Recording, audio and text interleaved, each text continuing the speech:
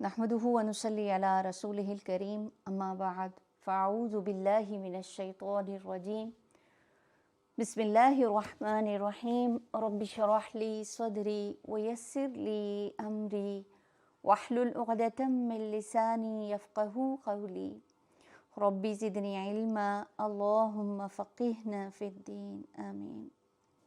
कुरान को खालिस अल्लाह की रज़ा के लिए पढ़ना।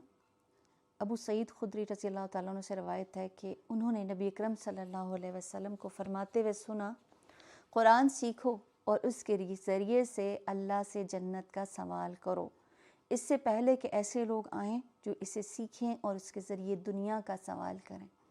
तो यहाँ समझ आता है कि कुरान पढ़ने के बाद आपकी दुआएं कबूल होती हैं और दुआओं में सबसे अहम चीज़ है कि जन्नत का सवाल किया जाए। तो कहा जा रहा है कि ऐसा इससे पहले कि ऐसे लोग आएँ जो इसे सीखें और उसके ज़रिए दुनिया का सवाल करने लगें। यकीनन 3 तरह के लोग कुरान सीखते हैं। एक वो जो इसके ज़रिए से फ़ख्र करता है, दूसरा वो जो इसके ज़रिए से खाता है, और तीसरा वो जो इसे अल्लाह की खातिर पढ़ता है। हकीकत तो ये है कि कुरान की बरकतों से हम लोग कतई बेनियाज नहीं हो सकते। उसकी इतनी बरकत हैं कि उससे मैं कहती हूँ कि आपको आखिरत क्या दुनिया भी इसे आप पाते हैं। लेकिन इसकी हिर्स रखते हुए इसको पढ़ना वो आपको बिल्कुल बेकार कर देता है। इसके पढ़ने के बाद आपके ऊपर जितनी अल्लाह की रहमतें आती हैं ये अल्लाह की तरफ से इनाम है। लेकिन उससे पहले किस चीज़ की तरफ तवज्जो दिलाई जा रही है कि आपको इसको पढ़ते हुए, इसको पढ़ाते हुए, इसको सुनते और सुनाते हुए नीयत को खालिस अल्लाह के खातिर कि मैं ये कुरान को सीख रही हूँ अल्लाह सुब्हान तआला आपके लिए। इसमें कोई रियाकारी नहीं है। आपको पता है कि रियाकारी के साथ किया हुआ अमल तो कबूल होने वाला ही नहीं है।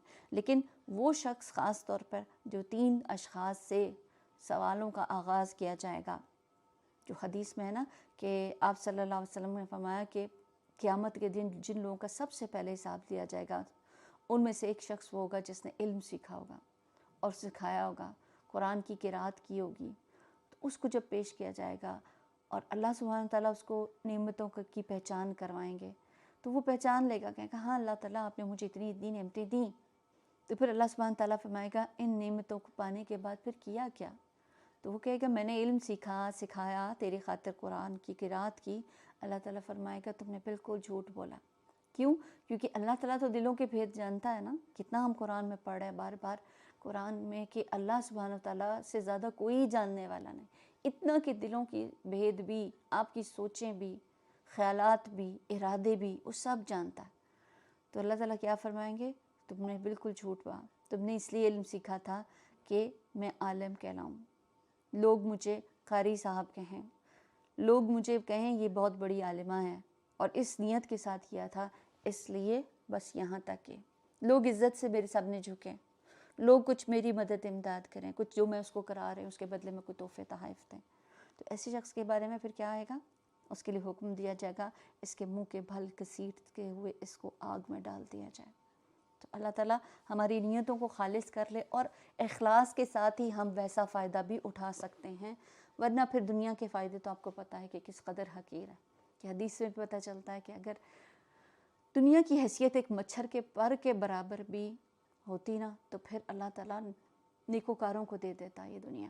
तो इसके लिए फिर नीयत खालिस करनी है इंशाअल्लाह। चलिए जी, शुरू करते हैं हम जनाब। हमारा आज का पारा है 25वां, हामीम अस-सजदा हमारी कंटिन्यू है। अऊज़ु बिल्लाहि मिनश शैतानिर रजीम, बिस्मिल्लाहिर रहमानिर रहीम। इलैहि युरद्दु इल्मुस्साअह वमा तख़रुजु मिन समरातिन मिन अक्मामिहा वमा तहमिलु मिन उन्सा वला तज़अु इला बिइल्मि वयौम युनादीहिम ऐन शुरकाई क़ालू आज़न्नाका मा मिन्ना मिन शहीद। इस साथ का इल्म अल्लाह ही की तरफ राजे है और वही इन सारे फलों को जानता है जो अपने शगुफ़ों में से निकलते हैं। उसी को मालूम है कौन सी मादा हामिला होती है और किसने बच्चा जना है। फिर जिस रोज़ वो इन लोगों को पुकारेगा, कहाँ है मेरे वो शरीक? ये कहेंगे हम अर्ज़ कर चुके हैं, आज हम में से कोई ही इसकी गवाही देने वाला नहीं। उस वक्त वो सारे माबूद उनसे गुम हो जाएंगे जिन्हें ये उससे पहले पुकारते थे, اور یہ لوگ سمجھ لیں گے کہ ان کے لیے اب کوئی جائے پناہ نہیں ہے۔ تو اللہ کے علم کی وسعت کا ذکر ہے یہاں کہ اللہ تعالیٰ یہ جتنی چیزیں بتا دی ہیں نا، کوئی انسان اس بات کا دعویٰ نہیں کر سکتا کہ اس کو معلوم ہے، صرف اللہ کو معلوم ہے کہ قیامت کا علم، کہ قیامت کب آنی ہے۔ پھر یہ کہ سارے پھلوں کے جو شگوفے، جو بھی اس کے بڈز، جو بھی اس میں سے نکلتا ہے، یہ سب اللہ کو معلوم ہے۔ اس کے علاوہ کوئی بھی مادہ، چاہے وہ جانوروں میں ہے، پرندوں میں ہے، انسانوں میں ہے، اس نے کیا بچہ پیدا کرنا ہے یا کیا پیدا وہ کرنے والی ہے، اس کا علم صرف اللہ کو معلوم۔ اس کے علم کو کوئی بھی احاطہ کر ہی نہیں سکتا۔ اور پھر جب جس کا علم اتنا وسیع ہو تو پھر اس ہستی کے برابر کسی اور کو لے آنا کس قدر جہالت کی بات ہے، کہ اللہ سبحانہ وتعالیٰ ہمیں اس چیز کے لیے باخبر کر رہے ہیں کہ تم کس کو پکارتے ہو۔ وہ ہستیاں، تو جلد ہی وہ وقت آئے گا کہ جب وہ سب تم سے گم ہو جائیں گے، کھو جائیں گے، اور اس وقت انسان سمجھ لے گا اب بچنے کی کوئی صورت نہیں ہے۔ انسان کبھی بھلائی کی دعا مانگتے نہیں تھکتا۔ جب کوئی آفت اس پر آتی ہے تو وہ مایوس اور دل شکستہ ہو جاتا ہے۔ انسان بھلائی کی دعا سے کبھی نہیں تھکتا، کہ عموماً انسان خیر مانگنے میں ہمیشہ اس کی حرص رہتی ہے، اٹھتے بیٹھتے چلتے پھرتے اپنی بھلائی کے لیے دعائیں مانگتا رہتا ہے اور اس کے لیے کبھی تھکتا نہیں ہے۔ یعنی انسان کو جو بھی مل جائے نا، اس پر وہ قناعت نہیں کرتا، بلکہ اس سے آگے چاہتا ہے اور چاہتا ہے، چاہے مال ہو، اولاد ہو، منصب ہو، دنیا کی نعمتیں ہوں۔ سوچئے اپنے آپ کو آج سے 10 سال پہلے تک بھی سے آج ہم بہت بہتر ہوں گے، لیکن اس کے باوجود کیا ہماری طلب ختم ہو گئی ہے؟ کیا ہم اس پر راضی ہو گئے ہیں؟ ہم اس کے لیے مزید طلب کرتے رہتے ہیں۔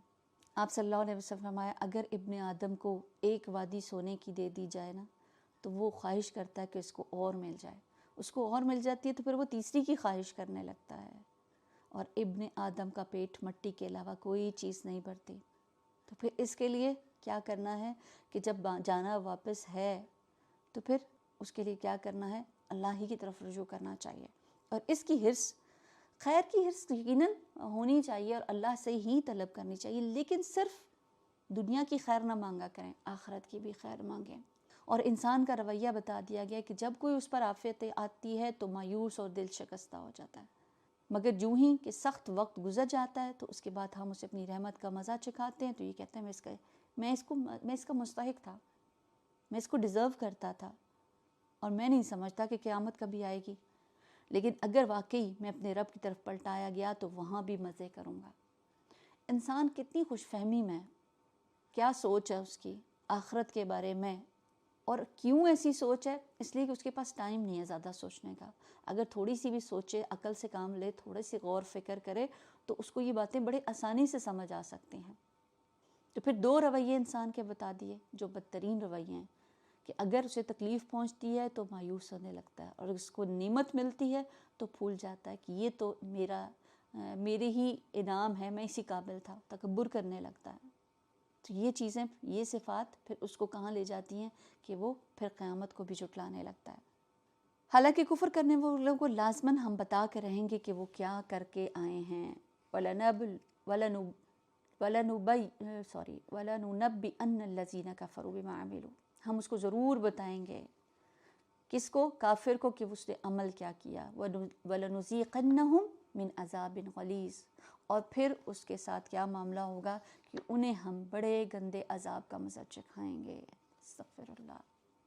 وَإِذَا أَنْعَمْنَا عَلَى الْإِنسَانِ أَعْرَضَ وَنَأَىٰ بِجَانِبِهِ وَإِذَا مَسَّهُ الشَّرُّ فَذُو دُعَاءٍ حَرِيصٍ، سورۃ حامیم السجدہ آیت نمبر 51۔ انسان کو جب ہم نعمت دیتے ہیں تو وہ پھیرتا ہے اور اکڑ جاتا ہے، جب اسے کوئی آفت چھو جاتی ہے لمبی چوڑی دعائیں کرنے لگتا ہے۔ کہ تکلیف میں ایسا ہی ہوتا ہے کہ جب کوئی مشکل آتی ہے تو پھر ہم اللہ کو پکارنے لگتے ہیں۔ عام حالات میں ہماری ویسی پکار نہیں ہوتی، عام حالات میں ہماری ویسی تڑپ نہیں ہوتی ہے، لیکن تکلیف میں تو پھر ضرورت کس بات کی ہے کہ انسان اعتدال، ضرورت کے وقت بھی اللہ کو یاد رکھے اور مشکل کے وقت میں بھی، ہر حال میں، کہ تنگی کے وقت میں مایوس نہ ہو اور خوشحالی کے وقت میں بھی اللہ کو یاد کرتا رہے۔ اے نبی، ان سے کہو، کبھی تم نے یہ بھی سوچا کہ اگر واقعی یہ قرآن خدا ہی کی طرف سے ہو اور تم اس کا انکار کرتے رہے تو اس شخص سے بڑھ کر بھٹکا ہوا اور کون ہوگا جو اس کی مخالفت میں دور تک نکل جائے۔ مطلب دو باتوں میں سے ایک بات ہو سکتی ہے نا کہ اگر انسان شک میں رہا تو پھر اس کو بھی شامت آ سکتی ہے، تو پھر شک سے نکل کر اس کو کیا ضرورت ہے کہ ایمان کی طرف بڑھے، قرآن کو پکڑ لے۔ قرآن ہدایت کی کتاب ہے، کوئی شخص اس کو نہیں مانتا تو پھر وہ کیا ہوگا، گمراہیوں میں بھٹک جائے گا، اور پھر اس بھٹکنے میں انسان وہاں تک پہنچ جاتا ہے کہ اس کے لیے واپسی کا راستہ بہت مشکل ہو جاتا ہے، اور کہیں اور سے اس کو ہدایت مل بھی نہیں سکتی۔ یہ ایسا ہی ہے جیسے کسی پیاسے کو پیاس لگے تو وہ پانی کے چشمے کو چھوڑ کر آگے نکل جائے، اور آگے کہیں پانی نہ ملے تو پھر وہ پیاس سے ہی مر جائے گا نا، کیونکہ اب اس کو وہاں سے پانی تو ملنے والا نہیں ہے۔ ان قریب ہم ان کو اپنی نشانیاں آفاق میں بھی دکھائیں گے اور ان کے نفس میں بھی، یہاں تک کہ ان پر یہ بات کھل جائے گی کہ انہ الحق، کہ یہ جو قرآن تھا یہ واقعی حق ہے۔ کیا یہ بات کافی نہیں ہے کہ تیرا رب ہر چیز پر گواہ ہے؟ الا انہم فی مریۃ من لقاء ربہم الا انہ بکل شیء محیط۔ آگاہ رہو، یہ لوگ اپنے رب کی ملاقات میں شک رکھتے ہیں، سن رکھو وہ ہر چیز پر محیط ہے۔ تو پھر خود سے پوچھے، کیا مجھے بھی یقین ہے کہ اللہ کے سامنے جا کر کھڑا ہونا ہے؟ یہاں تو یہ کہا ہے یہ لوگ اپنے رب کی ملاقات کے شک میں پڑے ہوئے ہیں۔ ہمیں تو شک نہیں ہے، ہمیں یقین ہے کہ ہمیں جا کے کھڑا ہونا ہے۔ کیا اس کے لیے دعا بھی مانگتے ہیں کہ اللہ تعالیٰ تجھ سے یہ جو میری ملاقات ہو نا یہ خوشگوار ہو؟ ورنہ کسی کے سامنے کھڑے ہونا جواب طلبی والی حالت میں کچھ اچھی ملاقات نہیں ہوتی ہے۔ دنیا میں اگر کسی سے پہلی بار ملنا ہو تو کیسی کیفیت ہوتی ہے، اور وہ بھی جب کہ وہ آپ کا بہت پیارا ہو، دنیاوی اعتبار سے بہت درجہ اور مقام والا بھی ہو، تو پھر اس کے لیے ہم کیا کرتے ہیں، خاص تیاری کرتے ہیں۔ اچھا گفتگو مجھے کیا کرنی ہے، وہاں کے لیے کیا کیا چیزیں ہیں جو مجھے کسی مشکل میں نہیں ڈال سکتے، تو پھر دعا مانگنی ہے انشاءاللہ تعالیٰ۔ اللہ تعالیٰ تجھ سے ملاقات تو یقینی ہے، اور جب ملاقات ہو تو بہترین انداز میں ہو، اور جب میں تجھ سے ملوں تو تجھ مجھ سے راضی ہو، اور میں اللہ تعالیٰ تجھ کو دیکھ کر خوش ہو جاؤں۔ لیکن جو ملاقات کا یقین رکھتا ہے نا تو پھر تب بھی اس کی ویسی تیاری کرتا ہے۔ جو تیاری پھر نہیں کرتا، جس کو یقین بھی ہے، تو پھر ایسا شخص کیا ہے، سمجھدار آپ اس کو کہیں گے؟ نہیں، یہ تو بہت ہی بیوقوف انسان ہے۔ عمر بن عبدالعزیز کے بارے میں آتا ہے کہ جب وہ ممبر پر چڑھے اور پھر اللہ سبحانہ وتعالیٰ کی حمد و ثنا بیان کی، پھر کہا اما بعد، اے لوگو، میں نے کسی نئے حکم کو جاری کرنے کے لیے تمہیں جمع نہیں کیا، یعنی کوئی نئی بات نہیں کرنے والا ہوں، لیکن میں نے اس معاملے میں غور کیا ہے کہ جس کی طرف تم لوٹ کر جانے والے ہو۔ پھر انہوں نے کہا میں جان چکا ہوں کہ اس حکم کی تصدیق کرنے والا احمق اور اس کی تکذیب کرنے والا ہلاک ہونے والا۔ بس اتنا کہہ کر بس وہ پھر ممبر سے اتر آئے۔ ان کا یہ کہنا کہ اس کی تصدیق کرنے والا کہ اللہ سے اس کی ملاقات ہوگی احمق ہے، یعنی جو اس کی تصدیق کرتا ہے پھر اس کو چاہیے کہ اس جیسا عمل بھی کرے، اتنی تیاری بھی کرے۔ مطلب تصدیق کرتا ہے، مانتا ہے قیامت نے آنا ہے، ہم سب بھی یہی کہتے ہیں نا قیامت نے آنا ہے، لیکن کیا کہتے ہیں کہ پھر جب وہ تصدیق کرتا ہے تو پھر اس کا ایسا عمل بھی اس کو ہونا چاہیے نا کہ اس کی تیاری ہو، جس درجے کی جس ہستی سے ملاقات ہے پھر اس کی تیاری بھی تو ویسی مطلوب ہے، لیکن وہ ایسا عمل نہیں کرتا، اور نہ ہی اس سے ڈرتا ہے، نہ ہی اس ہولناکی سے خوف کھاتا ہے، حالانکہ وہ اس کی تصدیق بھی کرتا ہے، اس واقعہ ہونے کا یقین بھی رکھتا ہے۔ اس کے باوجود وہ اپنے دن رات غفلت میں گزارتا ہے، خواہشات پر اور گناہوں پر اڑا رہتا ہے، تو اس اعتبار سے تو پھر وہ احمق ہے۔ اور لغت میں احمق وہ ہوتا ہے جس کی عقل کمزور ہوتی ہے، نہ سمجھ لوگ۔ تو پھر عقل مند کون ہے؟ جو اللہ کی ملاقات کی تیاری کرے، عمل کرے، ہر عمل پر احساس یہ سوچا کریں کہ جو کچھ بھی میں کر رہی ہوں کیا یہ واقعی عمل ایسا ہے جو اللہ کے لیے ہے، کہ وہ مجھ سے راضی ہو جائے۔ کیونکہ بہت سارے نیک اعمال ہم ایسے کرتے ہیں، یہ سوچ کر کرتے ہیں کہ اللہ کے یہاں قبول ہوں گے، لیکن اس کے ساتھ کیا ہے، احسان جتا دیتے ہیں، ضائع کر دیتے ہیں۔ تو پھر اللہ تعالیٰ سے ملاقات کے لیے کیا کرنا ہے کہ عمل کو بھی کرنا ہے تو خالص اللہ کے لیے، ایسا عمل دعا کر کے اللہ تعالیٰ یہ عمل جو میں کر رہی ہوں نا اللہ تعالیٰ صرف آپ کے لیے، آپ کے راضی ہونے کے لیے، بس تو مجھ سے راضی ہو جانا۔ سورۃ الشورى مکی صورت ہے۔ بسم اللہ الرحمن الرحیم، حامیم عین سین قاف، كذلك يوحي إليك وإلى الذين من قبلك الله العزيز الحكيم له ما في السماوات وما في الأرض وهو العلي العظيم۔ حامیم عین سین قاف، اسی طرح اللہ غالب اور حکیم تمہاری طرف اور تم سے پہلے گزرے ہوئے رسولوں کی طرف وحی کرتا رہا ہے۔ آسمانوں اور زمین میں جو کچھ بھی ہے اسی کا ہے، وہ برتر اور عظیم ہے۔ وہ رب اتنا عظیم ہے تو اس کا کلام کتنا عظیم ہوگا، اس کا ہم اندازہ کر نہیں سکتے۔ قریب ہے کہ آسمان اوپر سے پھٹ پڑے، فرشتے اپنے رب کی حمد کے ساتھ اس کی تسبیح کر رہے ہیں، زمین والوں کے حق میں درخواست کی درگزر کرنے کی کیے جاتے ہیں۔ آگاہ رہو، حقیقت میں اللہ غفور الرحیم ہے۔ جن لوگوں نے اس کو چھوڑ کر اپنے کچھ دوسرے سرپرست بنا رکھے ہیں، اللہ ہی ان پر نگران، تم ان کے لیے حوالہ دار نہیں ہو، یعنی آپ کی ذمہ داری صرف کیا ہے کہ ان کو پہنچا دینا۔ ہاں اسی طرح اے نبی، یہ قرآن عربی ہم نے تمہاری طرف وحی کیا ہے تاکہ تم بستیوں کے مرکز یعنی شہر مکہ اور اس کی گرد و پیش رہنے والوں کو خبردار کرو اور جمع ہونے کے دن سے ڈرا دو جس کے آنے میں کوئی شک نہیں ہے۔ اگر گروہ کو جنت میں جانا ہے ایک گروہ کو، اور دوسرے گروہ کو دوزخ میں جانا ہے، اگر اللہ چاہتا تو ان سب کو ایک ہی امت بنا دیتا، مگر وہ جسے چاہتا ہے اپنی رحمت سے داخل کرتا ہے۔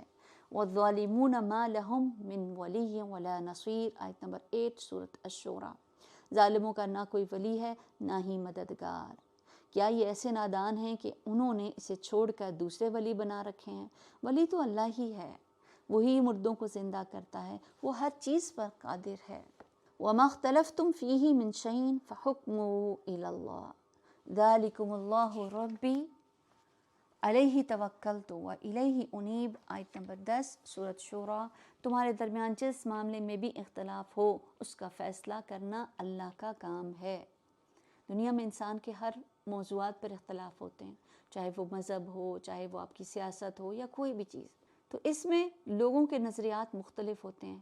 کیوں؟ کیونکہ انسان کا جو ذہن کی سوچ، علم، یہ لیول سب کے مختلف ہوتے ہیں، تو اس بنا پر ان کے درمیان سوچ کا اختلاف پایا جاتا ہے، اور کبھی دین کے معاملے میں بھی، کبھی دنیا کے معاملے میں۔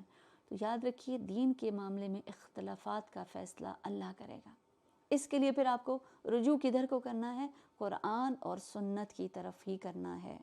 تو پھر اس کے لیے انسان کو کس بات کا حریص ہونا چاہیے کہ اس کو صحیح دلیل کا پتہ ہو، اور جب دلیل اس کے سامنے رکھ دی جائے تو پھر اس کو کسی قسم کی پھر انا پرستی کا شکار نہیں ہونا چاہیے، خواہش نفس کا شکار نہیں ہونا چاہیے، اصل چیز ملنے پر اس کو ایکسیپٹ کر لینا چاہیے۔ اور پھر جس طرح باقی کے اختلافات بھی ہیں، تو اختلافات کی صورت میں پھر بحث مباحثے کرتے چلے جانا، اس کو چھوڑ دینا چاہیے۔ کسی بھی انسان کی میچورٹی کی علامت یہ ہے کہ اختلاف کے باوجود اتحاد رہنا چاہیے۔ وہی اللہ میرا رب ہے، اسی پر میں نے بھروسہ کیا، اسی کی طرف میں رجوع کرتا ہوں۔ آسمانوں اور زمین کا بنانے والا، جس نے تمہاری اپنی جنس سے تمہارے لیے جوڑے پیدا کیے، اور اسی طرح جانوروں میں بھی انہی کے ہم جنس جوڑے بنائے، اور اسی طریقے سے وہ تمہاری نسلیں پھیلاتا ہے۔ کہ اللہ سبحانہ وتعالیٰ نے کیسے انسان کی تخلیق کی، کہ آدم کو خود بنایا، پھر آدم سے حوا کو پیدا کیا، اور اس کے بعد پھر تمام لوگ ایک مرد اور ایک عورت سے پیدا ہوئے۔ حضرت عیسیٰ علیہ السلام صرف ایک والدہ سے پیدا ہوئے۔ تو پھر یہ اللہ کے طریقہ کار ہے کہ اس نے اس طرح سے نسلوں کو زمین پر پھیلا دیا۔ کائنات کی کوئی چیز اس کے مشابہ نہیں، لیس کمثلہ شیء وہو السمیع العلیم، وہ سب کچھ جانتا، سنتا اور جاننے والا ہے۔ تو جب ہم کہتے ہیں نا کہ اللہ کی ذات جیسی کوئی بھی چیز نہیں ہے، تو اللہ پر مخلوق پر قیاس نہیں کر سکتے اللہ کی ذات کو، کہ اللہ کے لیے ایسی مثالیں بیان کرنا کہ یہ فلاں مخلوق کی طرح ہے، کیونکہ اللہ تعالیٰ مخلوق کو پیدا کرنے والا ہے، وہ اس جیسا نہیں ہے۔ کوئی بھی انسان، کوئی بھی جن، شجر، کوئی درخت، کوئی پتھر کسی کی طرح بھی نہیں ہے۔ تو اس لیے اللہ کے بارے میں کوئی بھی امیج اگر آتا ہے نا، تو کوئی بھی انسان اس کے لیے کبھی سوچ نہیں سکتا۔ اس کو ہمیشہ ایسی کوئی سوچ بھی آئے تو سوچے نہیں، اللہ اس سے بہت بلند ہے، عظیم ہے، بہت بہترین ہے، وہ میرے تصور میں آ ہی نہیں سکتا۔ اس کا علم، اس کی طاقت، اس کی قدرت، اس کی عظمت، اس کی حکمت، ہر چیز وہ انسانوں سے اور دوسری تمام چیزوں سے بالا تر ہے۔ لَهُ مَقَالِيدُ السَّمَاوَاتِ وَالْأَرْضِ يَبْسُطُ الرِّزْقَ لِمَن يَشَاءُ وَيَقْدِرُ إِنَّهُ بِكُلِّ شَيْءٍ عَلِيمٌ۔ آسمان اور زمین کی خزانوں کی کنجیاں اسی کے پاس ہیں، جسے چاہتا ہے کھلا رزق دیتا ہے، جسے چاہتا ہے نپا تلا دیتا ہے، اسے ہر چیز کا علم ہے۔ اسی نے تمہارے لیے دین کا وہی طریقہ مقرر کیا ہے جس کا حکم اس نے نوح کو دیا، جسے اے محمد اب تمہاری طرف ہم نے وحی کے ذریعے سے بھیجا ہے، اور جس کی ہدایت ہم ابراہیم علیہ السلام، موسیٰ علیہ السلام اور عیسیٰ علیہ السلام کو دے چکے ہیں، اس تاکید کے ساتھ کہ قائم کرو اس دین کو اور اس میں متفرق نہ ہو جاؤ۔ تو پھر اس دین کے اوپر قائم ہونا، اور اس سے پہلے یہ جو بات ہوئی کہ رزق اللہ تعالیٰ جس کو دیتا ہے نا، کسی کو کم دیتا ہے، کسی کو زیادہ دیتا ہے، تو یہ تقسیم اللہ تعالیٰ کیا۔ اس میں کوئی انسان یہ نہیں کہہ سکتا کہ کسی کو زیادہ مل گیا تو کس لیے ملا، وہ شاید زیادہ بہت اللہ کے ہاں مقبول تھا، ایسا کچھ بھی نہیں ہے۔ یہ سب اللہ کی تقسیم ہے، بعض کو بعض سے زیادہ مل جاتا ہے، تو پھر یہ بھی اللہ کا قانون۔ اگر سب کو زیادہ دے دیتا نا، سب کو ہی دے دیتا، کیونکہ ہر ایک انسان کے جس کے پاس نہیں ہوتا نا، وہ کہتا ہے پھر جب اس کو دیا تو مجھے بھی دے دیتا، تو ایسا اگر ہوتا تو پھر ایسا شخص خود کو ہی نقصان پہنچا دیتا۔ تو سارے رزق کے خزانے اللہ کے ہاتھ میں ہیں۔ ابو ذر غفاری روایت کرتے ہیں کہ نبی پاک صلی اللہ علیہ وسلم اپنے رب تعالیٰ سے روایت کرتے ہیں کہ اے میرے بندو، تم سب گمراہ ہو سوائے اس کے جس کو میں ہدایت دوں، بس مجھ سے ہدایت مانگو، میں ہدایت دوں گا۔ اے میرے بندو، تم سب بھوکے ہو سوائے اس کے کہ جسے میں کھلاؤں، تو تم مجھ سے مانگو، میں تمہیں کھلاؤں گا۔ اے میرے بندو، تم سب برہنہ ہو سوائے اس کے کہ جس کو میں لباس پہناؤں، تو تم مجھ سے لباس مانگو، میں تمہیں لباس پہناؤں گا۔ اے میرے بندو، تم سب دن رات گناہ کرتے ہو، میں سارے گناہوں کو بخشتا ہوں، تو تم مجھ سے بخشش مانگو، میں تمہیں بخشش دوں گا۔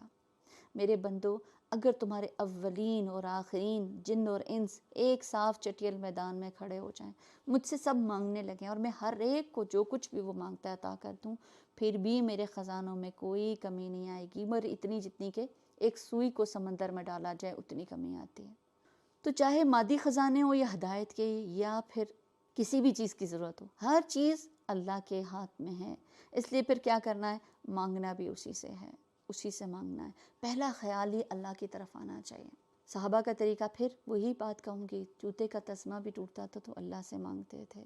وہ کیا ہے نا کہ جب انسان سے مانگتا ہے نا تو ذلیل و خوار ہو جاتا ہے، لیکن جب وہ اللہ سے مانگتا ہے تو اللہ تعالیٰ اس پر خوش ہوتا ہے، اس کی عزت بڑھتی ہے۔ لیکن اس حقیقت کو بھی سمجھ لیجئے، آپ کے بہت مانگنے کے بعد بھی دعا کی وہی کیفیت کو ذہن میں رکھا کریں، مانگتے ہیں اللہ تعالیٰ اس کے بدلے میں کچھ اور دے دیتا ہے، لیکن اللہ تعالیٰ اگر سب کو ہی دے دیتا تو پھر اس دنیا میں فتنہ اور فساد ہی برپا ہو جاتا۔ تو فرمایا کہ اللہ تعالیٰ نے تمہارے لیے دین کا وہی طریقہ مقرر کیا جو تمام انبیاء کو دیا اور پھر آپ کو دیا، اس تاکید کے ساتھ کہ اس دین کو قائم کرو، اس میں متفرق نہ ہو جاؤ۔ یہی بات ان مشرکین کو سخت ناگوار ہوتی ہے۔ کون سی بات؟ توحید کی بات، کہ توحید کی بات جب کی جاتی ہے تو کیا پیچھے بھی ہم نے پڑھا تھا کہ ان کے دل تنگ پڑنے لگتے ہیں، جس کی طرف اے محمد تم انہیں دعوت دے رہے ہو۔ اللہ جسے چاہتا ہے اپنا کر لیتا ہے، اور وہ اپنی طرف آنے کا راستہ اسی کو دکھاتا ہے جو اس کی طرف رجوع کرتا ہے۔ لوگوں میں جو تفرقہ رونما ہوا ہے وہ اس کے بعد ہوا کہ ان کے پاس علم آ چکا، اور اس بنا پر ہوا کہ وہ آپس میں ایک دوسرے پر زیادتی کرنا چاہتے ہیں۔ اگر تیرے رب کا فیصلہ پہلے سے نہ ہو چکا ہوتا کہ ایک وقت مقرر تک فیصلہ ملتوی رکھا جائے تو قضیہ چکا دیا جاتا، اور حقیقت یہ ہے کہ اگلوں کے بعد جو لوگ کتاب کے وارث بنائے گئے وہ اس کی طرف سے بڑے اضطراب انگیز شک میں پڑے ہیں۔ تو دین کے عقائد میں جو ہے نا، تمام انبیاء کو ایک ہی طرح دین دیا گیا، یعنی اصول سب کے لیے برابر تھے، اور ان کا آپس میں تعلق بھی مضبوط رشتہ بھی یہ تھا۔ آپ صلی اللہ علیہ وسلم تمام انبیاء باپ شریک بھائی ہیں اور ان کی مائیں مختلف ہیں، ان کا دین ایک ہے، اور ہمارے درمیان کوئی نبی نہیں آنے والا، یعنی نبوت سے کے ساتھ جڑی ہوئی ہے۔ تو شریعت مختلف لیکن عقائد دین وہ ایک ہی ہے، اور ایک دین کیا ہے؟ توحید، اور یہی توحید ان مشرکین کو بہت ناگوار ہے۔ لیکن اللہ تعالیٰ ان کو پکڑتا نہیں ہے، ان کے فیصلے کو کیوں نہیں چکاتا؟ کیونکہ اس نے ہر ایک چیز کے لیے ایک وقت مقرر کر رکھا ہے۔ فَلِذَلِكَ فَادْعُ وَاسْتَقِمْ كَمَا أُمِرْتُ وَلَا تَتَّبِعْ أَهْوَاءَهُمْ۔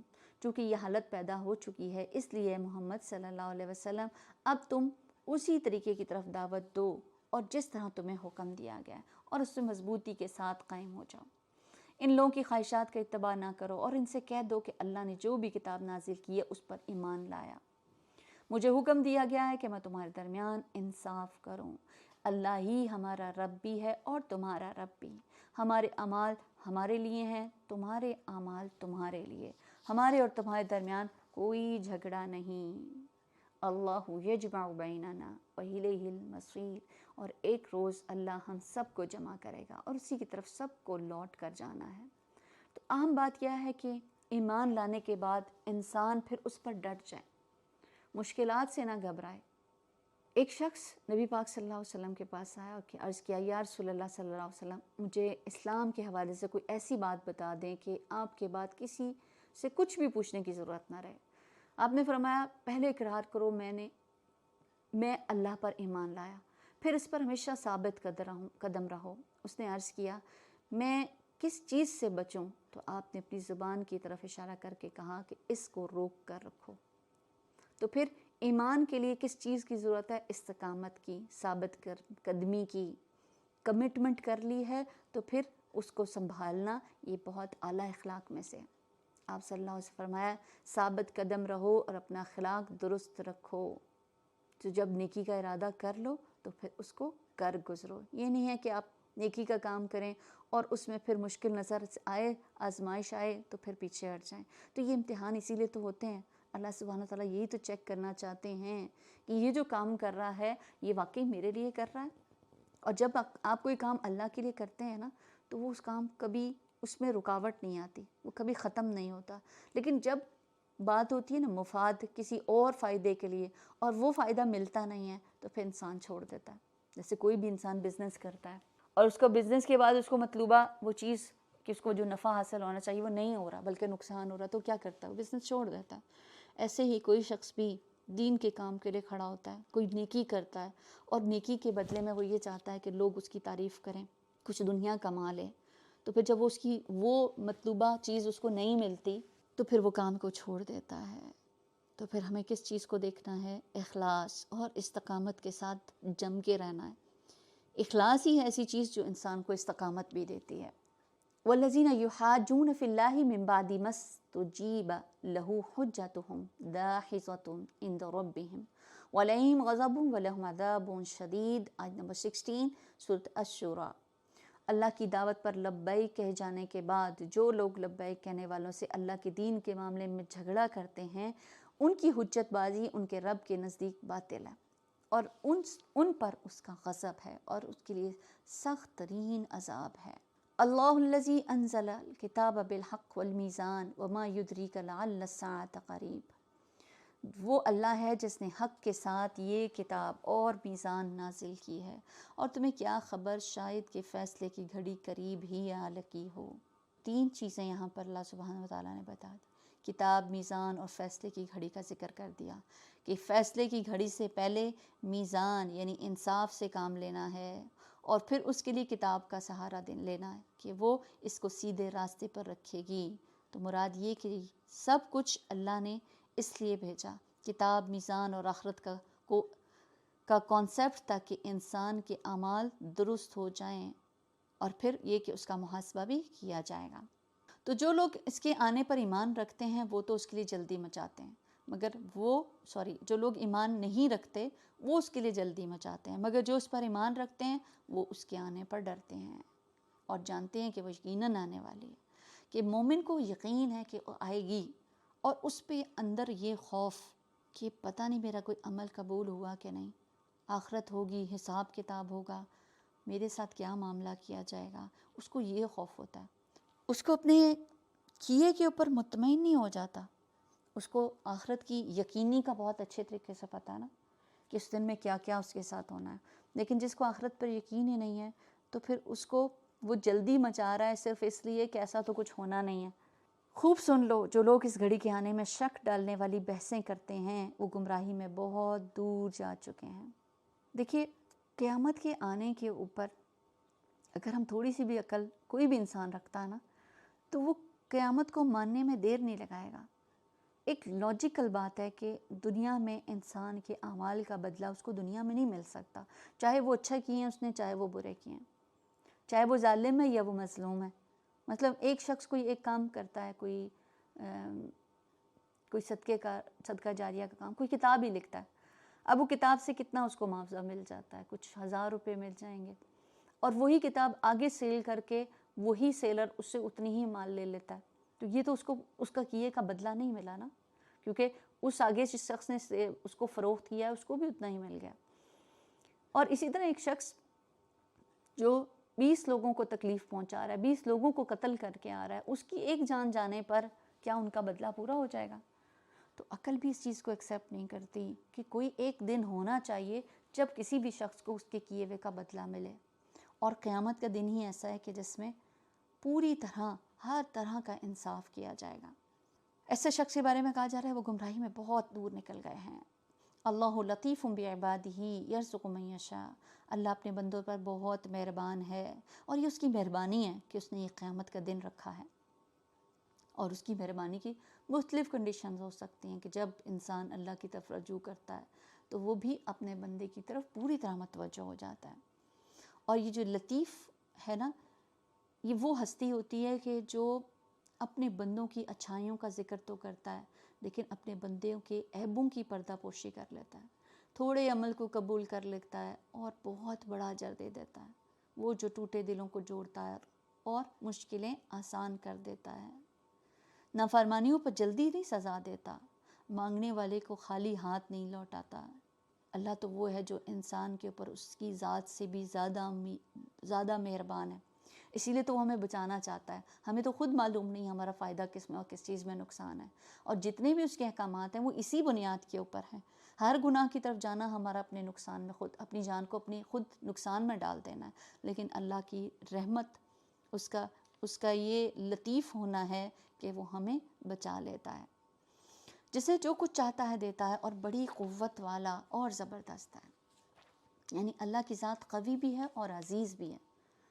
اور یہ دیکھیے کہ ایک ہی ذات کے اندر دو طرح کی کوالٹیز، قوی اور عزیز ہونے کے باوجود اللطیف بھی ہے، کہ جس کے پاس قوت اور غلبہ ہوتا ہے نا وہ ویسے مہربان ہوتا نہیں ہے، وہ رہ ہی نہیں سکتا. اس کے اندر ایک سختی آ جاتی ہے کیونکہ وہ اپنی اتھارٹی کو کہیں نہ کہیں شو کرنا چاہتا ہے، اور پھر اس میں کہیں نہ کہیں پھر وہ زیادتی کر ہی جاتا ہے. لیکن اللہ سبحانہ و تعالیٰ ہے جو بہت مہربان، اتنی غلبہ اور قوت رکھنے کے باوجود. من کانا یرید حرث الآخرہ نزد لہ فی حرثہ. جو کوئی آخرت کی کھیتی چاہتا ہے اس کی کھیتی کو ہم بڑھا دیتے ہیں اس کے لیے، کیونکہ وہ عمل ایسا کرتا ہے کہ اس کے عمل کو ہم کئی گنا بڑھاتے جاتے ہیں. اور کھیتی سے تشبیہ دی ہے عمل کو، کہ انسان ایک بیج بوتا ہے تو کتنی اس سے زیادہ نفع اٹھاتا ہے. اسی طرح انسان ایک نیکی کرتا ہے تو اللہ تعالیٰ کئی گنا زیادہ اس کو اجر دیتا ہے. جو دنیا کی کھیتی چاہے اسے دنیا ہی میں سے دیتا ہے، مگر آخرت میں اس کا کوئی حصہ نہیں ہے. یعنی یہ ایسا شخص ہے جو نیکیاں یا نیک کام کرتا ہے نا تو وہ چاہتا ہے اس کا بدلہ مجھے دنیا میں ہی مل جائے. وہ دنیا میں ہی اس کی طلب کرتا ہے کہ لوگ میری واہ واہ کریں، لوگ اس کے بدلے میں مجھے کچھ دیں، اور کچھ نہیں تو عزت تو دیں، 10 لوگوں کے بیچ میں بہت پرومیننٹ ہو کے رہوں. تو پھر یہ چیز کہ ایسا کرنے والا جو دنیا میں چاہتا ہے تو دنیا میں لوگ اس کو مان لیتے ہیں لیکن آخرت میں اس کا کوئی حصہ نہیں ہوتا. کیا یہ لوگ کچھ ایسے شریک خدا رکھتے ہیں جنہوں نے ان کے لیے دین کی نوعیت رکھنے والا ایک ایسا طریقہ مقرر کر دیا ہے جس کا اللہ نے اذن نہیں دیا؟ اگر فیصلے کی بات پہلے طے نہ ہو گئی ہوتی تو ان کا قضیہ چکا دیا گیا ہوتا. یقیناً ان ظالموں کے لیے دردناک عذاب ہے. تم دیکھو گے یہ ظالم اس وقت اپنے کیے کے انجام سے ڈر رہے ہوں گے اور وہ ان پر آ کر رہے گا، باخلاف اس کے جو لوگ ایمان لائے ہوں گے، جنہوں نے نیک عمل کیے ہوں گے، وہ جنت کے گلستانوں میں ہوں گے. جو کچھ بھی وہ چاہیں گے اپنے رب کے ہاں پائیں گے. یہ بڑا فضل ہے. یہ ہے وہ چیز جس کی خوشخبری اللہ اپنے بندوں کو دیتا ہے جنہوں نے مان لیا اور نیک عمل کیے. عمل کی فکر ہمیں ہر وقت ہونی چاہیے. وہاں جب بھی ایمان کی بات آئی ہے نا، اس کے ساتھ عمل کی بات ہوئی ہے. تو جنتوں کو پانے کے لیے صرف ایمان کا ایکسیپٹ کرنا کہ لا الہ الا اللہ کہہ دینا کافی نہیں ہے، اس کے لیے عمل کی ضرورت ہے. اور عمل کیسے ہوں گے؟ صالح عمل. اے نبی ان لوگوں سے کہہ دو کہ میں اس کام پر تم سے کسی اجر کا طالب نہیں ہوں.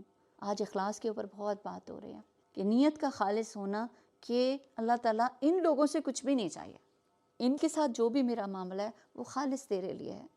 البتہ قرابت کی محبت ضرور چاہتا ہوں کہ نبی صلی اللہ علیہ وسلم کے جو قریش کے ہر قبیلے سے آپ کی کوئی نہ کوئی رشتہ داری تھی، اور یہ لوگ صلہ رحمی کی وجہ سے بہت ایک دوسرے کا ساتھ دیا کرتے تھے، اور ان کے ہاں یہ کانسیپٹ بہت زیادہ تھا کہ قرابت داری بہت اہم تھی ان کے ہاں. تو نبی صلی اللہ علیہ وسلم ان کو کہتے ہیں کہ اگر تم میری پیغمبری کا خیال نہیں کرتے اور نہ میں تم سے کچھ مانگتا ہوں، لیکن ایٹ لیسٹ رشتہ داری کے حق کو تو نبھا لو. تو جو کوئی بھلائی کرے گا ہم اس کے لیے اس بھلائی میں خوبی کا اضافہ کر دیں گے. ان اللہ غفور شکور، بے شک اللہ بڑا درگزر کرنے والا اور قدردان ہے. کہ اللہ تعالیٰ حسنات کو مزید بڑھا دے گا، یہ اس کی قدردانی ہی تو ہے. ام یقولون افترى علی اللہ کذبا، کیا یہ لوگ کہتے ہیں اس شخص نے اللہ پر جھوٹا بہتان گھڑ لیا؟ اگر اللہ چاہے تو تمہارے دل پر مہر کر دے، وہ باطل کو مٹا دیتا ہے، حق کو اپنے فرمانوں سے حق کو کر کے دکھاتا ہے.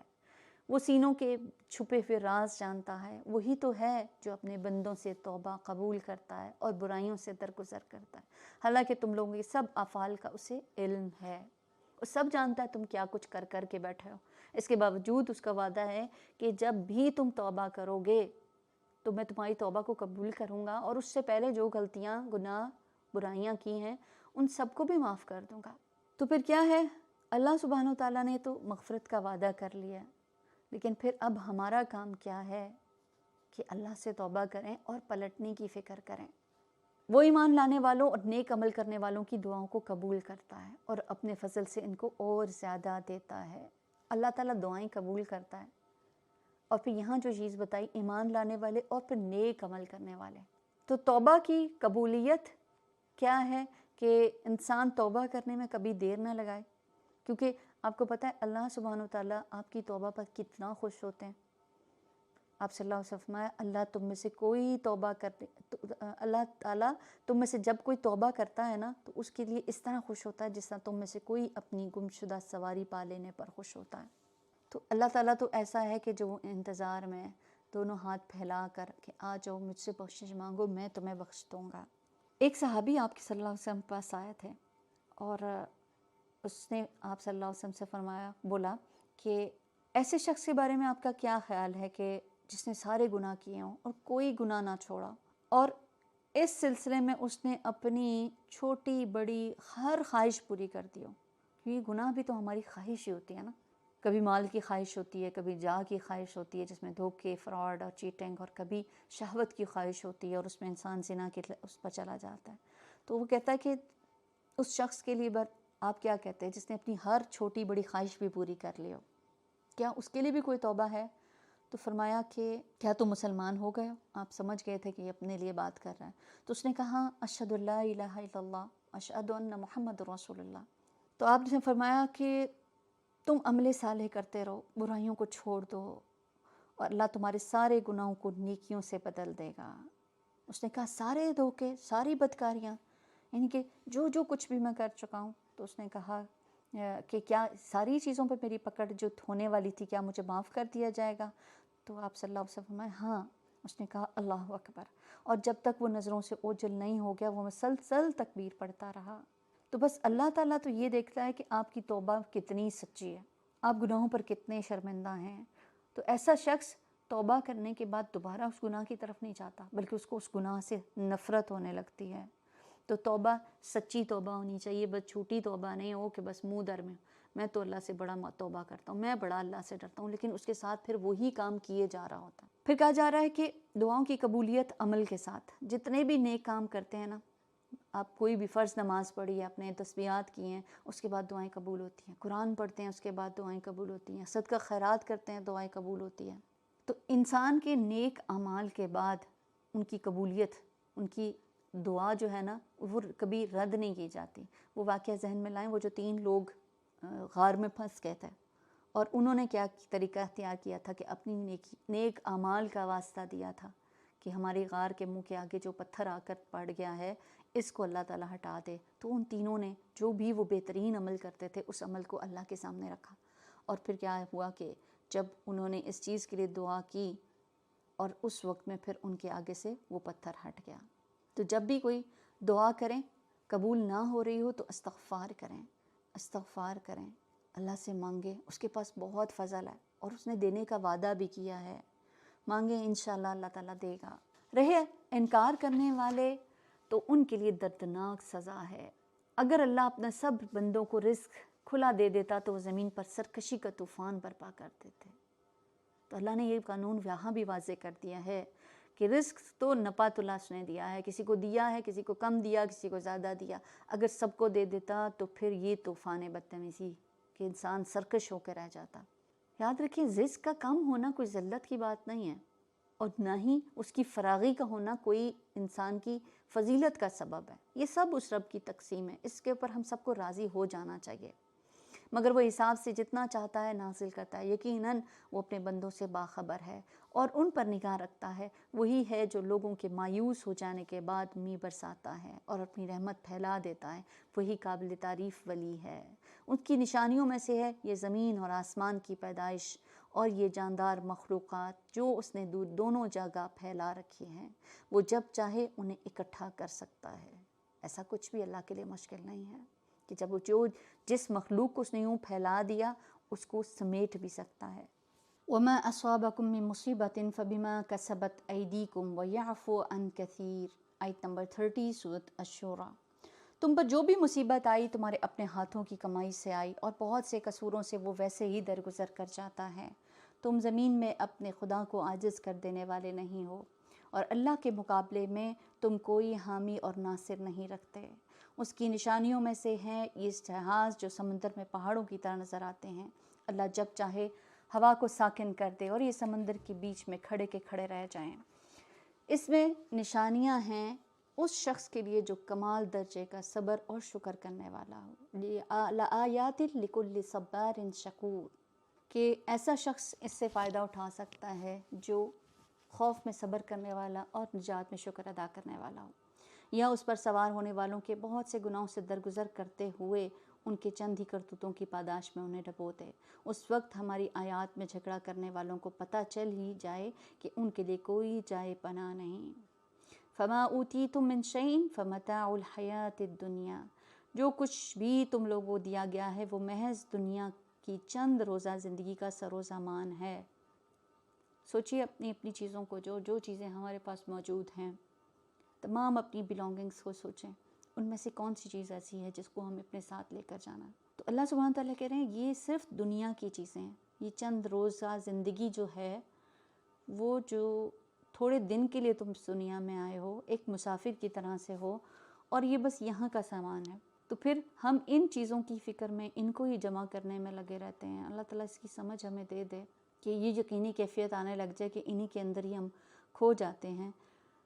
یہ صرف دنیا کا سامان ہے، ان میں سے کچھ بھی نہیں ساتھ جاتا، کچھ بھی نہیں۔ کوئی کسی کو کہے کہ مجھے اپنے کمرے میں اپنے بیڈ کے بغیر، اپنے تکیے کے بغیر نیند نہیں آتی۔ کسی میت کے بارے میں ہم نے نہیں سنا کہ اس کے سر کے نیچے تکیہ رکھ کے بھیجا گیا۔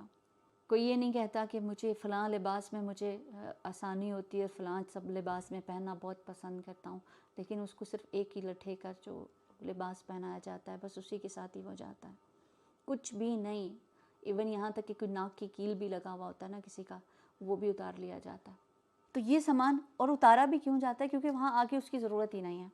جو اگر اس کے کام کے لیے آنے والا ہوتا کچھ تو میرے خیال میں ہر کوئی اپنی قبر کو پہلے سے اپنے ہاتھوں سے تیار کر کے رکھتا۔ تو ایسا کچھ بھی نہیں ہے۔ تو اللہ کے ہاں وہ ہے جو کچھ بھی ہے اس کے پاس وہ سب سے بہتر ہے اور پائیدار بھی۔ وہ ان لوگوں کے لیے ہے جو ایمان لائیں اور اپنے رب پر بھروسہ کرتے ہیں۔ کن لوگوں کے لیے آخرت ہے؟ کون لوگ آخرت میں فائدہ اٹھانے والے ہیں؟ جو ایمان لاتے ہیں اور اپنے رب پر بھروسہ کرتے ہیں، جو بڑے بڑے گناہوں اور بے حیائی کے کاموں سے پرہیز کرتے ہیں، اور اگر غصہ آ جائے تو درگزر کر جاتے ہیں۔ یہ وہ لوگ جن کے لیے آخرت ہے، یہ بڑے بڑے گناہوں سے بچتے ہیں۔ گناہ کیا ہوتا ہے؟ گناہ وہ ہے جو تمہارے دل میں کھٹکے اور تم لوگوں کو تم لوگوں کا اس سے مطلع ہونا پسند نہ کرو کہ لوگ دیکھ لیں گے، لوگوں کو پتہ چل جائے، تو ایسی کوئی بھی چیز گناہ کہلاتی ہے، اور چھوٹے چھوٹے گناہ بھی بڑھ کر بڑے گناہ ہو جاتے ہیں۔ تو اس کے لیے پھر کیا ضرورت ہے کہ چھوٹے چھوٹے گناہوں سے بھی بچنے کی کوشش کی جائے۔ انس کہتے ہیں تم ایسے ایسے عمل کرتے ہو جو تمہاری نظر میں بہت باریک، بال کی طرح باریک ہے، اور تم ان کو حقیر سمجھتے ہو، جبکہ ہم نبی پاک صلی اللہ علیہ وسلم کے زمانے میں ان کو ہلاک کر دینے والا سمجھتے تھے۔ تو اس لیے پھر کس چیز کی ضرورت ہے کہ ہر طرح کے گناہوں سے بچنا ہے، ہر طرح کے گناہوں سے۔ اور پھر یہ لوگ بے حیائی کے کاموں سے پرہیز کرتے ہیں۔ بے حیائی ایسے کام کہ جن کے برے ہونے میں کچھ شک نہ ہو۔ اور پھر ان کی صفت کیا ہے کہ اگر غصہ آ جاتا ہے تو درگزر کرتے ہیں۔ تو انسان کو ہر بات میں غصہ کرنا اس کو خود کو نقصان پہنچاتا ہے۔ جو شخص غصہ نہیں کرتا، اللہ تعالیٰ اس کے اوپر پھر وہ اللہ کے غضب سے بچ جاتا ہے۔ آپ صلی اللہ علیہ وسلم فرمایا، ایک شخص نے پوچھا، اے اللہ کے رسول، مجھے اللہ کے غضب سے کون سی چیز بچا سکتی ہے؟ فرمایا تم غصہ نہ کیا کرو۔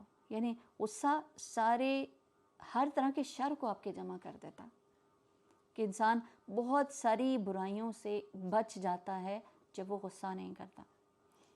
ایک شخص نے کہا، اللہ کے رسول مجھے نصیحت کیجئے۔ آپ نے فرمایا غصہ نہ کیا کرو۔ وہ شخص کہتا ہے، میں نے آپ کے فرمان پر غور کیا تو یہ سمجھ لیا، یہ جان لیا کہ غصہ ہر چیز کے شر کو جمع کرتا ہے۔ مطلب ہر برائی، جیسے بدگمانی، کسی کو برا بھلا کہنا، کسی سے ناراض ہونا، کسی سے لڑائی کرنا، اور یہاں تک کہ بھی نوبت آ جاتی ہے کہ قتل کر دیتا ہے انسان، اس سب کے پیچھے غصہ ہوتا ہے۔ اگر انسان غصے کو کنٹرول کر لیتا ہے تو پھر وہ اس لیول تک نہیں پہنچ پاتا۔ تو یہ خوبی بتائی گئی ہے ایمان والوں کی کہ ان کو غصہ آتا ہے تو وہ اس کو درگزر کر دیتے ہیں، معاف کر دیتے ہیں، اور جو اپنے رب کا حکم مانتے ہیں اور نماز قائم کرتے ہیں، اور ایک اور خوبی جو ان کی ہے کہ وہ اپنے معاملات آپس کے مشورے سے چلاتے ہیں، اور جو کچھ ہم نے ان کو دیا ہے اس میں سے خرچ کرتے ہیں۔ ایک اور کوالٹی جو اس سے پہلے اس کا کہیں شاید ذکر نہ آیا ہو، باہمی مشورہ۔ باہمی مشورے کے ساتھ اپنے معاملات کو طے کرنا اہل ایمان کی صفات میں سے ایک بہت بڑی صفت ہے۔ حسن کہتے ہیں کہ جب کسی قوم نے مشورے کا طریقہ اختیار کیا تو جو کچھ اس کے پاس موجود ہے ان میں سے سب سے بہتر چیز کی طرف رہنمائی کی گئی۔ پھر انہوں نے اس کے بعد یہی آیت پڑھی۔ تو پھر کسی بھی چیز کے لیے نبی پاک صلی اللہ علیہ وسلم کا بھی طریقہ ہوتا، کوئی بھی اہم معاملہ ہوتا اس میں صحابہ کو ساتھ لے کر چلتے، ان کے مشورے کو سامنے رکھتے۔ جیسے وہ اذان کا معاملہ، کہ اذان یا نماز کے لیے جمع کرنے کے لیے لوگوں کو کیا طریقہ اختیار کیے، صحابہ کے ساتھ ڈسکشن کرنے کے بعد فائنل یہ کیا گیا کہ اذان کے الفاظ۔ تو یاد رکھیے کہ جو لوگ مشورے میں مشورہ کرتے ہیں ان سے ان کو بہت سارے فائدے حاصل ہوتے ہیں۔ وہ شخص جو اکیلا اپنی ہی بات کو سوچتا ہے اور اس کے اوپر عمل کر لیتا ہے، کیونکہ جو ٹیم ورک ہوتی ہے نا، اس میں یہ آپ کو یہ عمل، یہ والا قاعدہ آپ کو بہت فائدہ دیتا ہے کہ جو لوگ بھی اس مشورے میں شامل ہوتے ہیں وہ اپنی اہمیت کو سمجھتے ہیں، اور پھر وہ اپنے آپ کو اس ٹیم کا حصہ سمجھتے ہوئے اپنی کام کو بڑی ذمہ داری کے ساتھ کرتے ہیں، اور اس سے ان کی جو ٹیم ہے، اجتماعیت ہے، وہ بہت مضبوط ہو جاتی ہے۔ تو پھر ہمیں کیا کرنا ہے؟ باہمی مشوروں کے ساتھ، خاص طور پر اجتماعیت کا جو کام ہے، اجتماعیت والے کام کو آپ اکیلے نہیں کر سکتے، اس سے آپ کے ساتھیوں کے ساتھ معاملات خراب ہو سکتے ہیں، کسی کے اندر بدگمانی کی کیفیت آ سکتی ہے۔ لیکن جب آپ مشورے کے ساتھ چیز کو لے کے چلتے ہیں تو آپ بہترین حل تک پہنچ جاتے ہیں۔ اور پھر یہ بھی ہے نا کہ مشورے میں ہر ایک کا اشتراک ذہنیت ہوتا ہے، پھر آپ ایک بہت زبردست نقطے تک پہنچ جاتے ہیں کہ جو فائنل ہو کر سب کی رضامندی کے ساتھ ہوتا ہے۔ تو وہ جب آپ اس کو ہینڈل کرتے ہیں تو پھر ہر ایک اس پر راضی ہو جاتا ہے، اور اتفاق کے ساتھ وہ کام بہتر طور پر ہو سکتا ہے۔ تو یہ بھی ایک مومنین کی صفت ہے، اور پھر اللہ کی راہ میں اپنے مال کو خرچ کرتے ہیں۔ وَالَّذِينَ إِذَا أَصَابَهُمْ الْبَغْيُ هُمْ يَنْتَصِرُونَ، آیت نمبر 39 سورۃ شورى۔ اور جب ان پر زیادتی کی جاتی ہے تو اس کا مقابلہ کرتے ہیں۔ برائی کا بدلہ ویسی ہی برائی ہے، پھر جو کوئی معاف کر دے، اصلاح کرے، اس کا اجر اللہ کے ذمہ ہے۔ اللہ ظالموں کو پسند نہیں کرتا۔ برائی کا بدلہ لینے کی اجازت ہے، لیکن معاف کرنے کو زیادہ پسند کیا گیا ہے، کہ معاف کرنا بدلے سے بہتر ہے، اور معاف کرنا اللہ تعالیٰ کے ہاں محبوب، اس کے محبوب بندوں کی ایک بہت پیاری صفت ہے۔ آپ صلی اللہ علیہ وسلم فرمایا، اللہ معاف فرمانے والا، معاف کرنے والے کو پسند کرتا ہے۔ اور سلف صالحین کے بھی طریقوں کو دیکھیں، اور اس سے پہلے نبی پاک صلی اللہ علیہ وسلم کے طریقے کو دیکھیں تو آپ نے اپنی ذات کے لیے کسی سے کبھی کوئی انتقام نہیں لیا تھا، لیکن اگر کوئی اللہ کی حد کو توڑتا تو پھر آپ اس کے لیے ایکشن لیتے تھے۔ تو پھر اس کے لیے کیا چیز سمجھ آتی ہے؟ اگر کوئی پرسنل تکلیف دے رہا ہے نا تو اس کو معاف کر سکتے ہیں، لیکن اگر اجتماعیت کو نقصان دیتا ہے تو پھر اس کو تو آپ کو ڈسپلن کرنا پڑتا ہے۔ تو سلف صالحین کے طریقے کو بھی اگر ہم دیکھتے ہیں تو معافی کو وہ زیادہ پسند کرتے تھے۔ عبد الملک بن مروان، ان کے پاس قیدیوں کو لایا گیا تھا، تو اپنے ساتھی سے مشورہ کرتے ہیں کہ مجھے ان لوگوں کے ساتھ کیا معاملہ کرنا چاہیے۔ تو اس نے کہا کہ اللہ نے تو تمہیں کامیاب کر دیا ہے، اور تمہارے لیے وہ پسند کرتا ہے کہ وہ خود اس چیز کو پسند کرتا ہے کہ معاف کر دے، تو تم بھی ان کے ساتھ ایسا ہی معاملہ کرو، ان کو معاف کر دو۔ تو اس نے ایسا ہی کیا۔ تو ہمارے سامنے کتنے لوگ ایسے ہمارے سامنے آتے ہیں کہ جن کی طرف سے ہمیں تکلیف پہنچتی ہے، خاص طور پر جو ہمیں زیادہ بات سننے کو ملتی ہے، یا ہم زیادہ فیس کرتے ہیں کہ ہمارے جو ماتحت ہیں وہ لوگ ہمیں بہت تنگ کرتے ہیں۔ تو ایک شخص نے نبی پاک صلی اللہ علیہ وسلم سے پوچھا تھا کہ اپنے غلام کو دن میں کتنی بار معاف کر دوں؟ ہم نے فرمایا 70 بار۔ 70 بار بھی تو اگر وہ تمہارے سامنے کوئی غلطی کرتا ہے تو سمجھا دیا جائے، اس کی اصلاح ضرور کر دی جائے، لیکن اس سے اس طرح باز پرس کرنا کہ اس کے ساتھ سختی یا اس کے ساتھ مار پیٹ والا معاملہ کیا جائے۔ تو یہاں تو یہ کہہ دیا ہے 70 بار۔ تو فرمایا کہ اللہ ظالموں کو پسند نہیں کرتا، کیونکہ بعض اوقات ایسا ہوتا ہے کہ بدلہ لیتے ہوئے اس بدلے کے لیول تک نہیں ہم رہتے، اس غصے میں، اس ناراضگی میں اتنی شدت ہو جاتی ہے کہ انسان پھر مظلوم سے ظالم بن کر رہ جاتا ہے۔ اور جو لوگ ظلم ہونے کے بعد بدلہ لیں ان کی ملامت نہیں کی جا سکتی۔ ملامت کے مستحق تو وہ ہیں جو دوسروں پر ظلم کرتے ہیں، زمین میں ناحق زیادتی کرتے ہیں، ایسے لوگوں کے لیے دردناک عذاب ہے۔ وَلَمَنْ صَبَرَ وَغَفَرَ إِنَّ ذَلِكَ لَمِنْ عَزْمِ الْأُمُورِ، البتہ جو شخص صبر سے کام لے، درگزر کرے، تو یہ بڑے اولو العزم کے کاموں میں سے ہے۔ تو حوصلے کی بات کیا ہے؟ بڑے دل والوں کی بات کیا ہے؟ کہ ان کا دل بہت بڑا ہے کہ وہ صبر کرتے ہیں اور معاف کر دیتے ہیں۔ جو تھوڑ دلے ہوتے ہیں، بے صبرے لوگ ہوتے ہیں، وہ معاف نہیں کرتے۔ تو پھر ہم نے جائزہ لینا ہے، ہم اولو العزم کے کام کرنے والوں میں سے ہیں کہ ہم یہ کام کریں کہ دوسروں کو معاف کر دیں۔ جس کو اللہ ہی گمراہی میں پھینک دے اس کا کوئی سنبھالنے والا اللہ کے بعد نہیں۔ تم دیکھو کہ یہ ظالم جب عذاب دیکھیں گے تو کہیں گے اب پلٹنے کی بھی کوئی سبیل ہے، اور تم دیکھو گے کہ یہ جہنم کے سامنے جب لائے جائیں گے تو ذلت کے مارے جھکے جا رہے ہوں گے، ان کی نظر بچا بچا کر کنکھیوں سے تم دیکھیں گے۔ اس وقت وہ لوگ جو ایمان لائے تھے کہیں گے واقعی اصل ضیاءکار وہی ہیں، اکثر نقصان تو ان کا ہوا ہے جنہوں نے آج قیامت کے دن اپنے آپ کو اور اپنے متعلقین کو خسارے میں ڈال دیا۔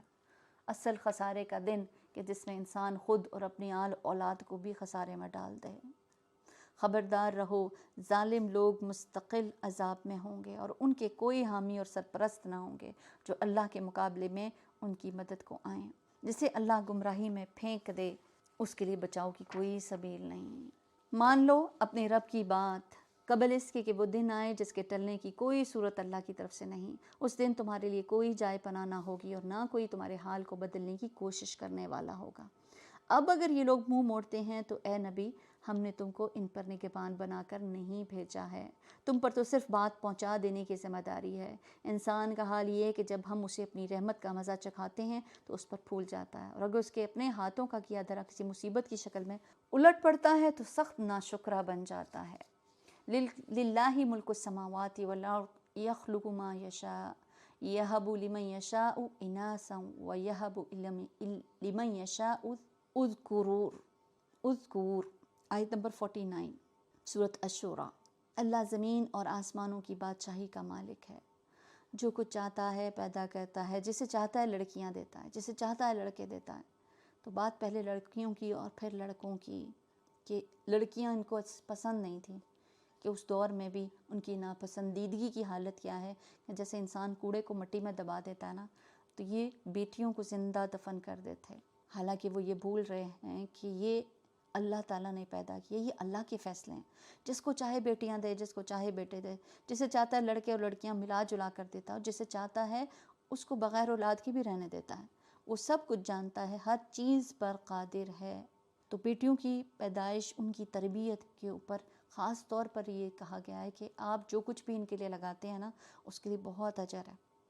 اور نبی پاک صلی اللہ علیہ وسلم فرمایا جس کو ان بیٹیوں میں سے کسی بیٹی سے آزمائش میں ڈال دیا گیا اور اس کے ساتھ حسن سلوک کیا تو پھر وہ بیٹی اس کے لیے جہنم میں اونٹ بن جائے گی۔ جیسے کچھ بیٹیاں ہوتی ہیں نا جن کو بیاہ کر آپ بھیج دیتے ہیں، لیکن وہ پھر ایسا کوئی وقت آتا ہے کہ وہ واپس لوٹ کر ان کے پاس آ جاتی ہیں، یا ان کی شادی نہیں ہوئی ہوتی، تو ایسی صورت میں کیا کہا ہے کہ یہ آپ کے لیے جہنم میں آپ کے لیے اوٹ بن جائیں گی، آپ کے لیے رکاوٹ بن جائیں گی۔ تو ایسی کوئی بھی چیز کسی کے اوپر بھی سچویشن آئے تو اس کو کبھی بوجھ نہ سمجھے۔ وَمَا كَانَ لِبَشَرٍ أَن يُكَلِّمَهُ اللَّهُ إِلَّا وَحْيًا أَوْ مِن وَرَاءِ حجاب۔ کسی بشر کا یہ مقام نہیں کہ اللہ اس سے روبرو بات کرے، اس کی بات یا تو وحی یعنی اشارے کے طور پر ہوتی ہے، یا پردے کے پیچھے، یا پھر وہ کوئی پیغمبر یعنی فرشتہ بھیجتا ہے اور وہ اس کے حکم سے جو کچھ وہ چاہتا ہے وہی کرتا ہے، وہ برتر اور حکیم ہے۔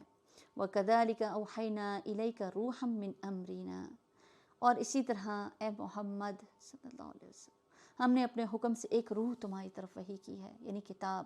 تمہیں کچھ پتہ نہ تھا کتاب کیا ہوتی ہے، ایمان کیا ہوتا ہے، مگر اس روح کو ہم نے ایک روشنی بنا دیا جس سے ہم راہ دکھاتے ہیں اپنے بندوں میں سے جس کو چاہتے ہیں۔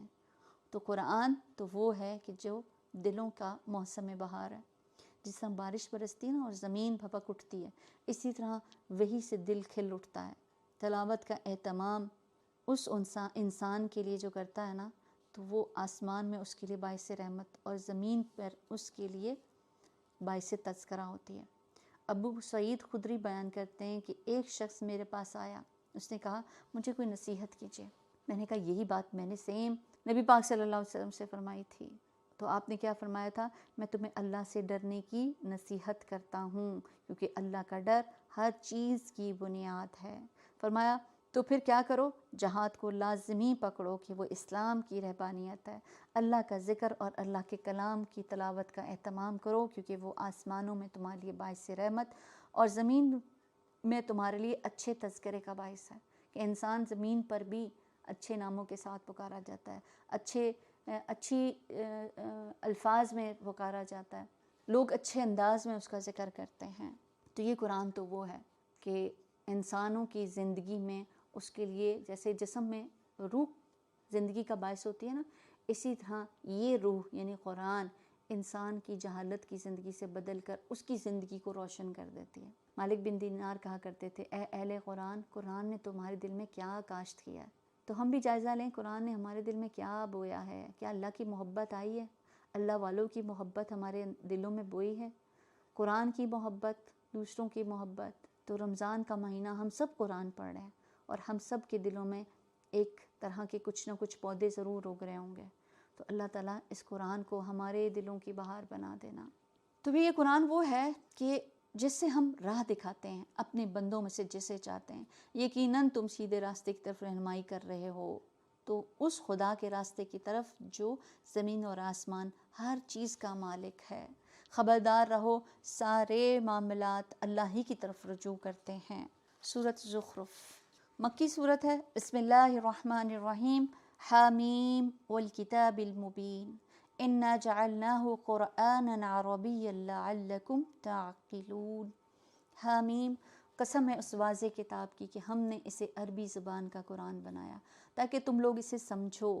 تو کیا پتہ چلتا ہے کہ عربی زبان ہی میں وہ قوت تھی کہ وہ اپنے مفہوم کو بیان کر سکتی تھی، ورنہ اللہ سبحانہ تعالیٰ کسی اور زبان کو سلیکٹ کر لیتے۔ تو اس لیے اس زبان کو قطعی مشکل نہ سمجھیں، یہ بہت آسان ہے، اور خاص طور پہ قرآن کو سمجھنے کے لیے تو در حقیقت یہ ام الکتاب میں ثبت ہے، ہمارے ہاں بڑے بلند مرتبہ اور حکمت سے لبریز کتاب، یعنی لوح محفوظ میں اس کا اصل موجود ہے۔ یہ کتاب، یہ قرآن، دیکھیے اگر اللہ کی طرف سے نہ ہوتی تو اس کے اندر اتنی خیر اور بھلائیاں اور برکتیں کبھی بھی نہ ہوتی۔ دنیا کا جتنا بھی علم پڑھیں، لیکن اگر کسی نے قرآن نہیں پڑھا نا تو سمجھ لیجئے اس کا علم بالکل ادھورا ہے، بالکل ادھورا ہے۔ لیکن اگر کسی کے پاس دنیا کا علم نہیں ہے اور صرف قرآن کا علم ہے تو وہ بھی اس کے پاس وہ علم ہے جو بنیادی سورس ہے، کہ اس کے بغیر گزارا نہیں ہے، لیکن اس کے علاوہ اگر آپ کے پاس کچھ نہیں ہے نا تو تب بھی آپ کا گزارا ہو سکتا ہے۔ اب کیا ہم تم سے بیزار ہو کر یہ درس سے نصیحت تمہارے ہاں بھیجنا چھوڑ دیں، صرف اس لیے کہ تم حد سے گزرے ہوئے لوگ ہو؟ پہلے گزری ہوئی قوموں میں بھی بارہا ہم نے نبی بھیجے، کبھی ایسا نہیں ہوا کہ کوئی نبی ان کے ہاں آیا اور انہوں نے اس کا مذاق نہ اڑایا ہو۔ پھر جو لوگ ان سے بددرجہ زیادہ طاقتور تھے انہیں ہم نے ہلاک کر دیا۔ پچھلی قوموں کی مثالیں گزر چکی ہیں، یعنی یہ طریقہ بار بار قوموں کا تذکرہ کر کے سنا دیا گیا ہے کہ ہر بات پیش کرنے والے کی بات کو ایکسیپٹ نہیں کیا جائے گا، الٹا ان کا مذاق اڑایا گیا۔ اگر تم ان لوگوں سے پوچھو کہ زمین اور آسمانوں کو کس نے پیدا کیا تو یہ خود کہیں گے انہیں اس زبردست علیم ہستی نے پیدا کیا، وہی نہ جس نے تمہارے لیے اس زمین کو گہوارہ بنایا، اس میں تمہاری خاطر راستے بنا دیے تاکہ تم اپنی منزل مقصود کو راہ پا سکو، جس نے خاص مقدار میں آسمان سے پانی اتارا اور اس کے ذریعے مردہ زمین کو جلا اٹھایا۔ دیکھیے اللہ کا پانی کو بھی زمین پر اتارنا کس قدر حکمت پر مبنی ہے کہ اگر وہ سارا پانی ایک ہی بار زمین پہ اتار دیتا تو سوچے پھر کیا حالت ہوتی، کیا ہم زمین پر رہ بس سکتے؟ کیا ہماری یہ جو فصلیں ہیں کیا وہ اگتی؟ کہ اگر کبھی ایسا ہوتا ہے نا غیر معمولی وقت، غیر موزوں وقت پر بارشیں ہو جاتی ہیں تو ہماری فصلیں تباہ ہو جاتی ہیں۔ تو یہ بھی اللہ کی بہت بڑی رحمت، اس کی حکمت۔ اسی طرح ایک روز تم زمین سے برآمد کیے جاؤ گے، وہی جس نے یہ تمام جوڑے پیدا کیے، جس نے تمہارے لیے کشتیاں، جانوروں کو سواریاں بنایا تاکہ تم ان کی پشتوں پر چڑھو۔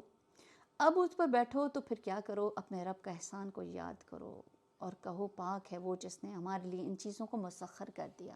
سبحان الذی سخر لنا ھذا وما كنا له مقرنین وإنا إلی ربنا لمنقلبون۔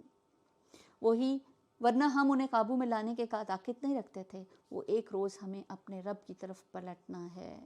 تو مومن کا سفر اللہ کی یاد دلاتا ہے، اللہ کی یاد کے ساتھ ہوتا ہے، کیونکہ جس سفر میں بھی ہم نکلتے ہیں تو اللہ کے نام کے ساتھ سواری پہ بیٹھیں تو دعا کرتے ہوئے بیٹھیں، اور صرف سفر کے سٹارٹ میں نہیں، یہ جو دعا سبحان الذی سخر لنا ھذا وما كنا له مقرنین وإنا إلی ربنا لمنقلبون سفر کی دعاؤں میں سے آپ صلی اللہ علیہ وسلم اس کو پڑھا کرتے تھے۔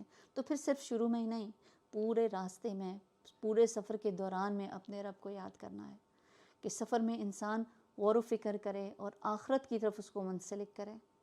اور یاد رکھیے کہ سفر ہمیشہ جائز کام کے لیے کرنا چاہیے، حرام کام کے لیے سفر نہیں ہونا چاہیے۔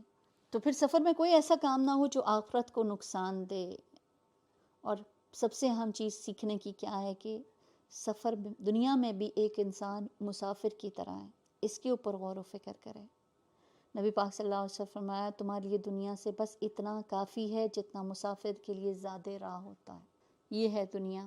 اور آپ صلی اللہ علیہ وسلم کو اگر ہم دیکھتے ہیں کہ آپ جب سفر پر نکلتے تھے تو آپ کا کیا طریقہ ہوتا تھا، حضرت علی فرماتے ہیں کہ ایک مرتبہ رسول اللہ صلی اللہ علیہ وسلم نے بسم اللہ کہہ کر رکاب پر پاؤں رکھا، تو وہ تو انہوں نے سواری پر، آپ گاڑی پر بیٹھتے ہیں تو بھی اپنا دایاں پاؤں اندر رکھیں اور بسم اللہ کہتے ہوئے، پھر سوار ہونے کے بعد فرمایا الحمدللہ، اور اس کے بعد پھر یہی دعا پڑھی سبحان الذی سخر لنا، پھر 3 مرتبہ الحمدللہ اور 3 دفعہ اللہ اکبر کہا، اور پھر فرمایا سبحانک لا الہ الا انت قد ظلمت نفسی فاغفر لی۔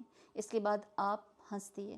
میں نے پوچھا یا رسول اللہ صلی اللہ علیہ وسلم آپ ہنس کس بات پر ہیں؟ فرمایا بندہ جب رب اغفر لی کہتا ہے تو اللہ تبارک تعالیٰ کو اس کی یہ بات بڑی پسند آتی ہے، وہ فرماتا ہے میرا یہ بندہ جانتا ہے میرے سوا مغفرت کرنے والا کوئی اور نہیں ہے۔ تو اس سے ہمیں پتہ چلتا ہے کہ نبی پاک صلی اللہ علیہ وسلم کا طریقہ کار کیا تھا کہ جب وہ سواری پر بیٹھتے اور پھر وہاں سواری پر بیٹھتے بھی مغفرت کی بات کہ انسان کو کچھ معلوم نہیں کہ وہ جس سفر پر نکل رہا ہے وہ واپس بھی آتا ہے کہ نہیں، تو پھر ہر حال میں اپنے کھاتوں کو کلیئر کرتے جائیں، اللہ تعالیٰ ہمارے گناہوں کو بخش دینا، اللہ تو ہم سے راضی ہو جانا۔ یہ سب کچھ جانتے اور مانتے ہوئے بھی ان لوگوں نے اس کے بندوں میں سے بعض کو اس کا جز بنا ڈالا۔ حقیقت یہ ہے کہ انسان کھلا احسان فراموش ہے۔ کیا اللہ نے اپنی مخلوق میں سے اپنے لیے بیٹیاں انتخاب کی، تمہیں بیٹوں سے نوازا، اور حال یہ ہے کہ جس اولاد کو یہ لوگ خدائے رحمان کی طرف منسوب کرتے ہیں اس کی ولادت کی خبر سنتے ہیں تو وہ ان کے لیے کیا ہوتی ہے؟ کچھ خوشخبری نہیں ہوتی۔ جب خود ان میں سے کسی کو دیا جاتی ہے یہ خبر تو ان کے منہ پر سیاہی چھا جاتی ہے، وہ غم سے بھر جاتا ہے۔ کیا اللہ کے حصے میں وہ اولاد آئی جو زیوروں میں پالی جاتی ہے اور بحث و حجت میں اپنی مداح پوری طرح واضح بھی نہیں کرتی. یعنی یہ ان کا پوائنٹ آف ویو بتایا جا رہا ہے. اللہ سبحانہ تعالیٰ نہیں کہہ رہے, یہ ان کا پوائنٹ آف ویو ہے کہ تم جن کو یہ سمجھتے ہو کہ ان کا کام اور تو کچھ نہیں بس زیوروں میں رہتی ہیں اور اپنی بات کو بھی واضح کرنے کے قابل نہیں ہے, تو جن کو تم خود اپنے لیے پسند نہیں کرتے ہو ان کو تم اللہ کے لیے پسند کرتے ہو. انہوں نے فرشتوں کو جو خدائے رحمان کے خاص بندے ہیں عورتیں قرار دے دیا کہ ان کے جسم کی ساخت کیا انہوں نے دیکھی ہے, ان کی گواہی لکھ لی جائے گی اور انہیں اس کے جواب دہی کرنی ہوگی کہ جن جن چیزوں کا آج انسان کا دعویٰ کرتا ہے اس کی جواب دہی طلبی ان کو کل کرنی ہوگی. یہ کہتے ہیں اگر خدائے رحمان چاہتا کہ ہم اس کی عبادت نہ کریں تو ہم کبھی ان کو نہ پوچھتے. یہ اس معاملے کی حقیقت کو قطعی نہیں جانتے, محض تیر تکے لڑاتے ہیں. آج ہم بھی گناہ کرتے ہیں نا تو ہم بڑے آرام سے کہتے ہیں اگر اللہ مجھے بچا لیتا تو میں نہ کرتا. تو ایسی چیز کو سمجھ لیجئے, ہدایت کی طلب تو آپ کو ہی دکھانی ہوگی. یہ کہتے ہیں اگر خدائے رحمان چاہتا کہ ہم اس کی عبادت نہ کریں تو ہم کبھی اس کی نہ پوچھتے. اس معاملے کی حقیقت کو قطعی نہیں جانتے, یہ صرف باتیں ہیں ان کی. کیا ہم نے اس سے پہلے کوئی کتاب ان کو دی تھی جس کی سند اپنے ان ملائکہ پرستی کے لیے یہ اپنے پاس رکھتے ہوں؟ نہیں, بلکہ یہ کہتے ہیں ہم نے اپنے باپ دادا کو اسی طریقے پر پایا ہے اور ہم انہی کے نقش قدم پر چل رہے ہیں.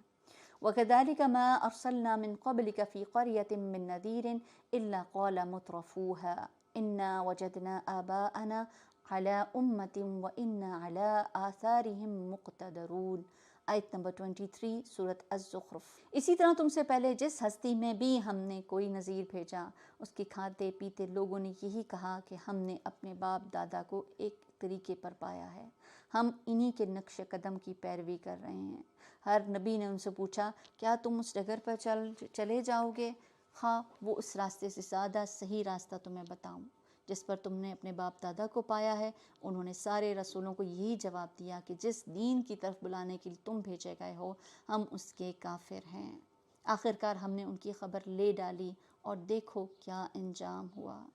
کیف کان عاقبۃ المکذبین, کیسا انجام ہوا جھٹلانے والوں کا.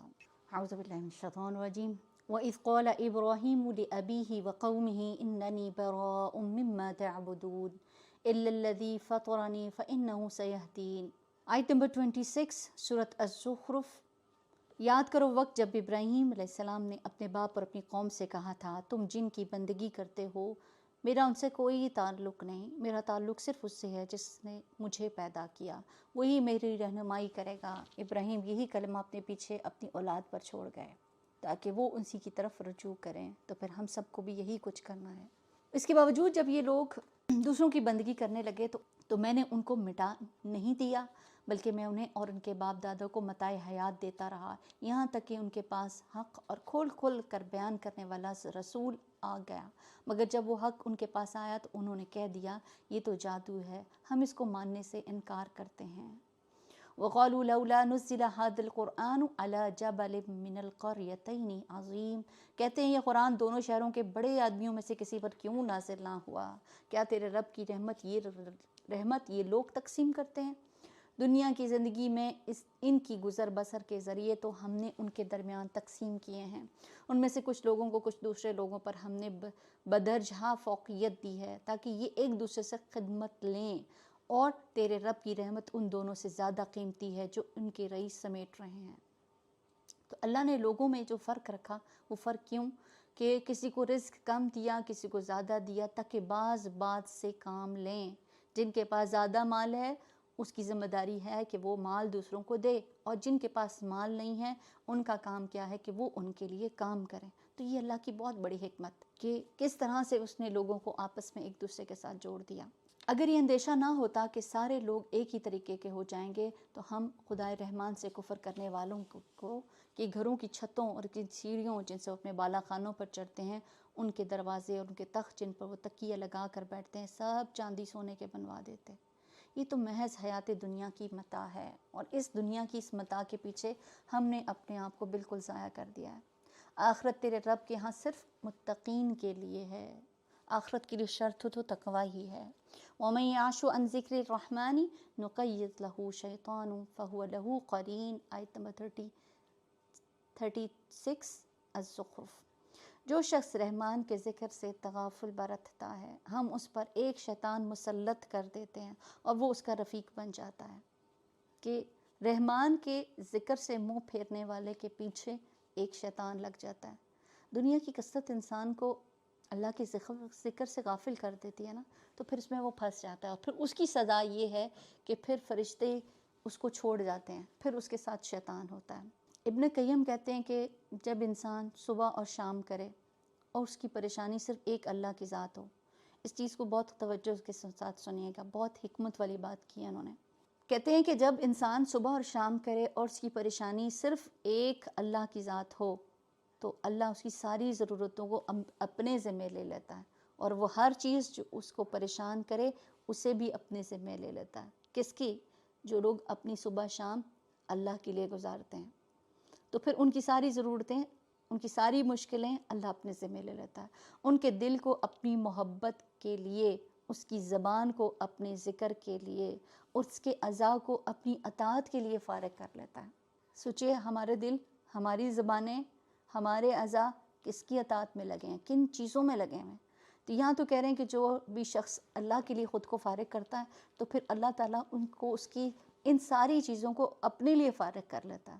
اور اگر وہ صبح شام اس حال میں کرتا ہے کہ دنیا ہی بس اس کے لیے پریشانی ہے، یہ کام وہ کام، یہ مسئلہ وہ مسئلہ، تو اللہ تعالیٰ اس کی پریشانی اس کے غم پر اور لاد دیتا ہے، اور اسے اس کے نفس کے حوالے کر دیتا ہے، اس کے دل کو اپنی محبت سے مخلوق کی محبت کی طرف موڑ دیتا ہے۔ ٹھیک ہے، تمہیں دنیا پسند ہے، لوگوں کے مسئلے تمہارے لیے اہم ہیں، تو پھر لوگوں میں ہی پڑے رہو۔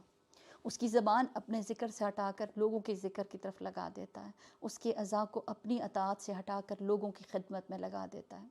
تو وہ اس طرح مشقت اٹھاتے ہیں جس طرح جنگلی جانور دوسروں کی خدمت میں مشقت اٹھاتے ہیں۔ وہ اس بھٹی کی طرح ہو جاتا ہے جس کے پیٹ میں ہوا بھر دی جاتی ہے، پھر اس کی پسلیوں سے اس ہوا کو دوسروں کے فائدے کے لیے نچوڑ دیا جاتا ہے، یعنی وہ ہر حال میں اس کی مشقت ہی مشقت ہوتی ہے۔ تو جو لوگ اللہ کی عبودیت، اس کی اطاعت، اس کے لیے محبت، اس کی خدمت سے روگردانی کرتے ہیں، وہ مخلوق کی عبودیت، ان کی خدمت میں لگ کر رہ جاتے ہیں۔ جب کبھی دنیا کا بوجھ، کاموں کا بوجھ بڑھنے لگے، تو یاد رکھیے اس وقت پھر اندازہ کر لیں کہ ہم کدھر ہیں۔ اور ہم دیکھتے ہیں کہ اسلاف کو جب اپنے دن کے اوقات میں وقت کی کمی محسوس ہوتی تھی، وہ اتنا ہی قرآن کو زیادہ ٹائم دینے لگتے، وہ اتنا ہی قرآن کو زیادہ پڑھنے لگتے تھے۔ لیکن ہماری مصروفیت ہوتی ہے تو ہم قرآن کو ہی پہلے چھوڑ دیتے ہیں۔ تو پھر اس کے لیے کیا ہے، میں آپ سب کو اس چیز کے دعوے کے ساتھ کہہ سکتی ہوں، آپ اپنے آپ کو نکالیں تو صحیح اس کے لیے۔ دیکھیے آپ کے کاموں کو کیسے اللہ سمیٹتا ہے، کیسے اللہ تعالیٰ سارے کاموں سے آپ کو فارغ کر دیتا ہے۔ ضرورت کس بات کی ہے؟ ترجیحات کے بدلنے کی۔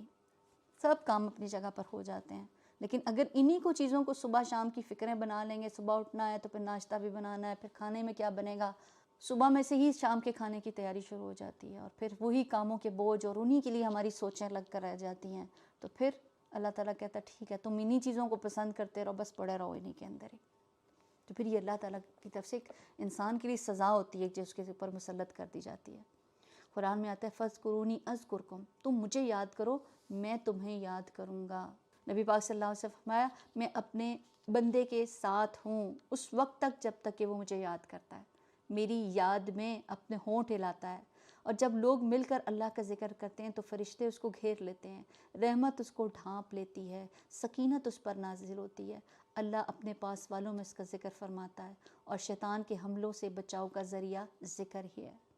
تو لیکن جب آپ غافل ہوتے ہیں تو پھر اس وقت میں شیطان بھی مسلط کر دیا جاتا ہے، لیکن یاد رکھیے جب آپ ذکر کرتے ہیں تو شیطان دور بھاگ جاتا ہے، اور اس وقت میں ذکر کرتے ہیں تو اللہ کی ذات اس کے ساتھ ہوتی ہے، فرشتے اس کے ساتھ ہوتے ہیں۔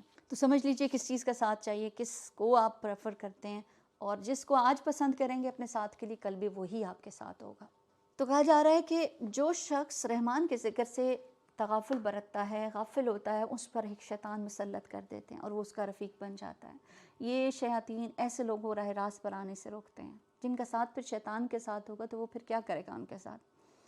وہ اپنی جگہ یہ سمجھتے ہیں ہم ٹھیک جا رہے ہیں، آخر کا جب یہ شخص ہمارے پاس پہنچے گا تو اپنے شیطان سے کہے گا کاش میرے اور تمہارے درمیان مشرق اور مغرب کی دوری ہوتی، تو بدترین ساتھی نکلا۔ اس وقت ان لوگوں سے کہا جائے گا اب جب تم ظلم کر چکے تو آج یہ بات تمہارے لیے کچھ بھی فائدہ نہیں دینے والی کہ تم اور تمہارے شیاطین عذاب میں مشترک ہو۔ اب کیا اے نبی تم بہروں کو سناؤ گے یا اندھوں اور سری گمراہی میں پڑے ہوئے لوگوں کو راہ دکھاؤ گے؟ اب تو ہمیں ان کی سزا دینی ہے، خواہ تمہیں دنیا میں سے اٹھا ہی لیں یا تم کو آنکھوں سے ان کا وہ انجام دکھا دے جس کا ہم نے ان سے وعدہ کیا ہے۔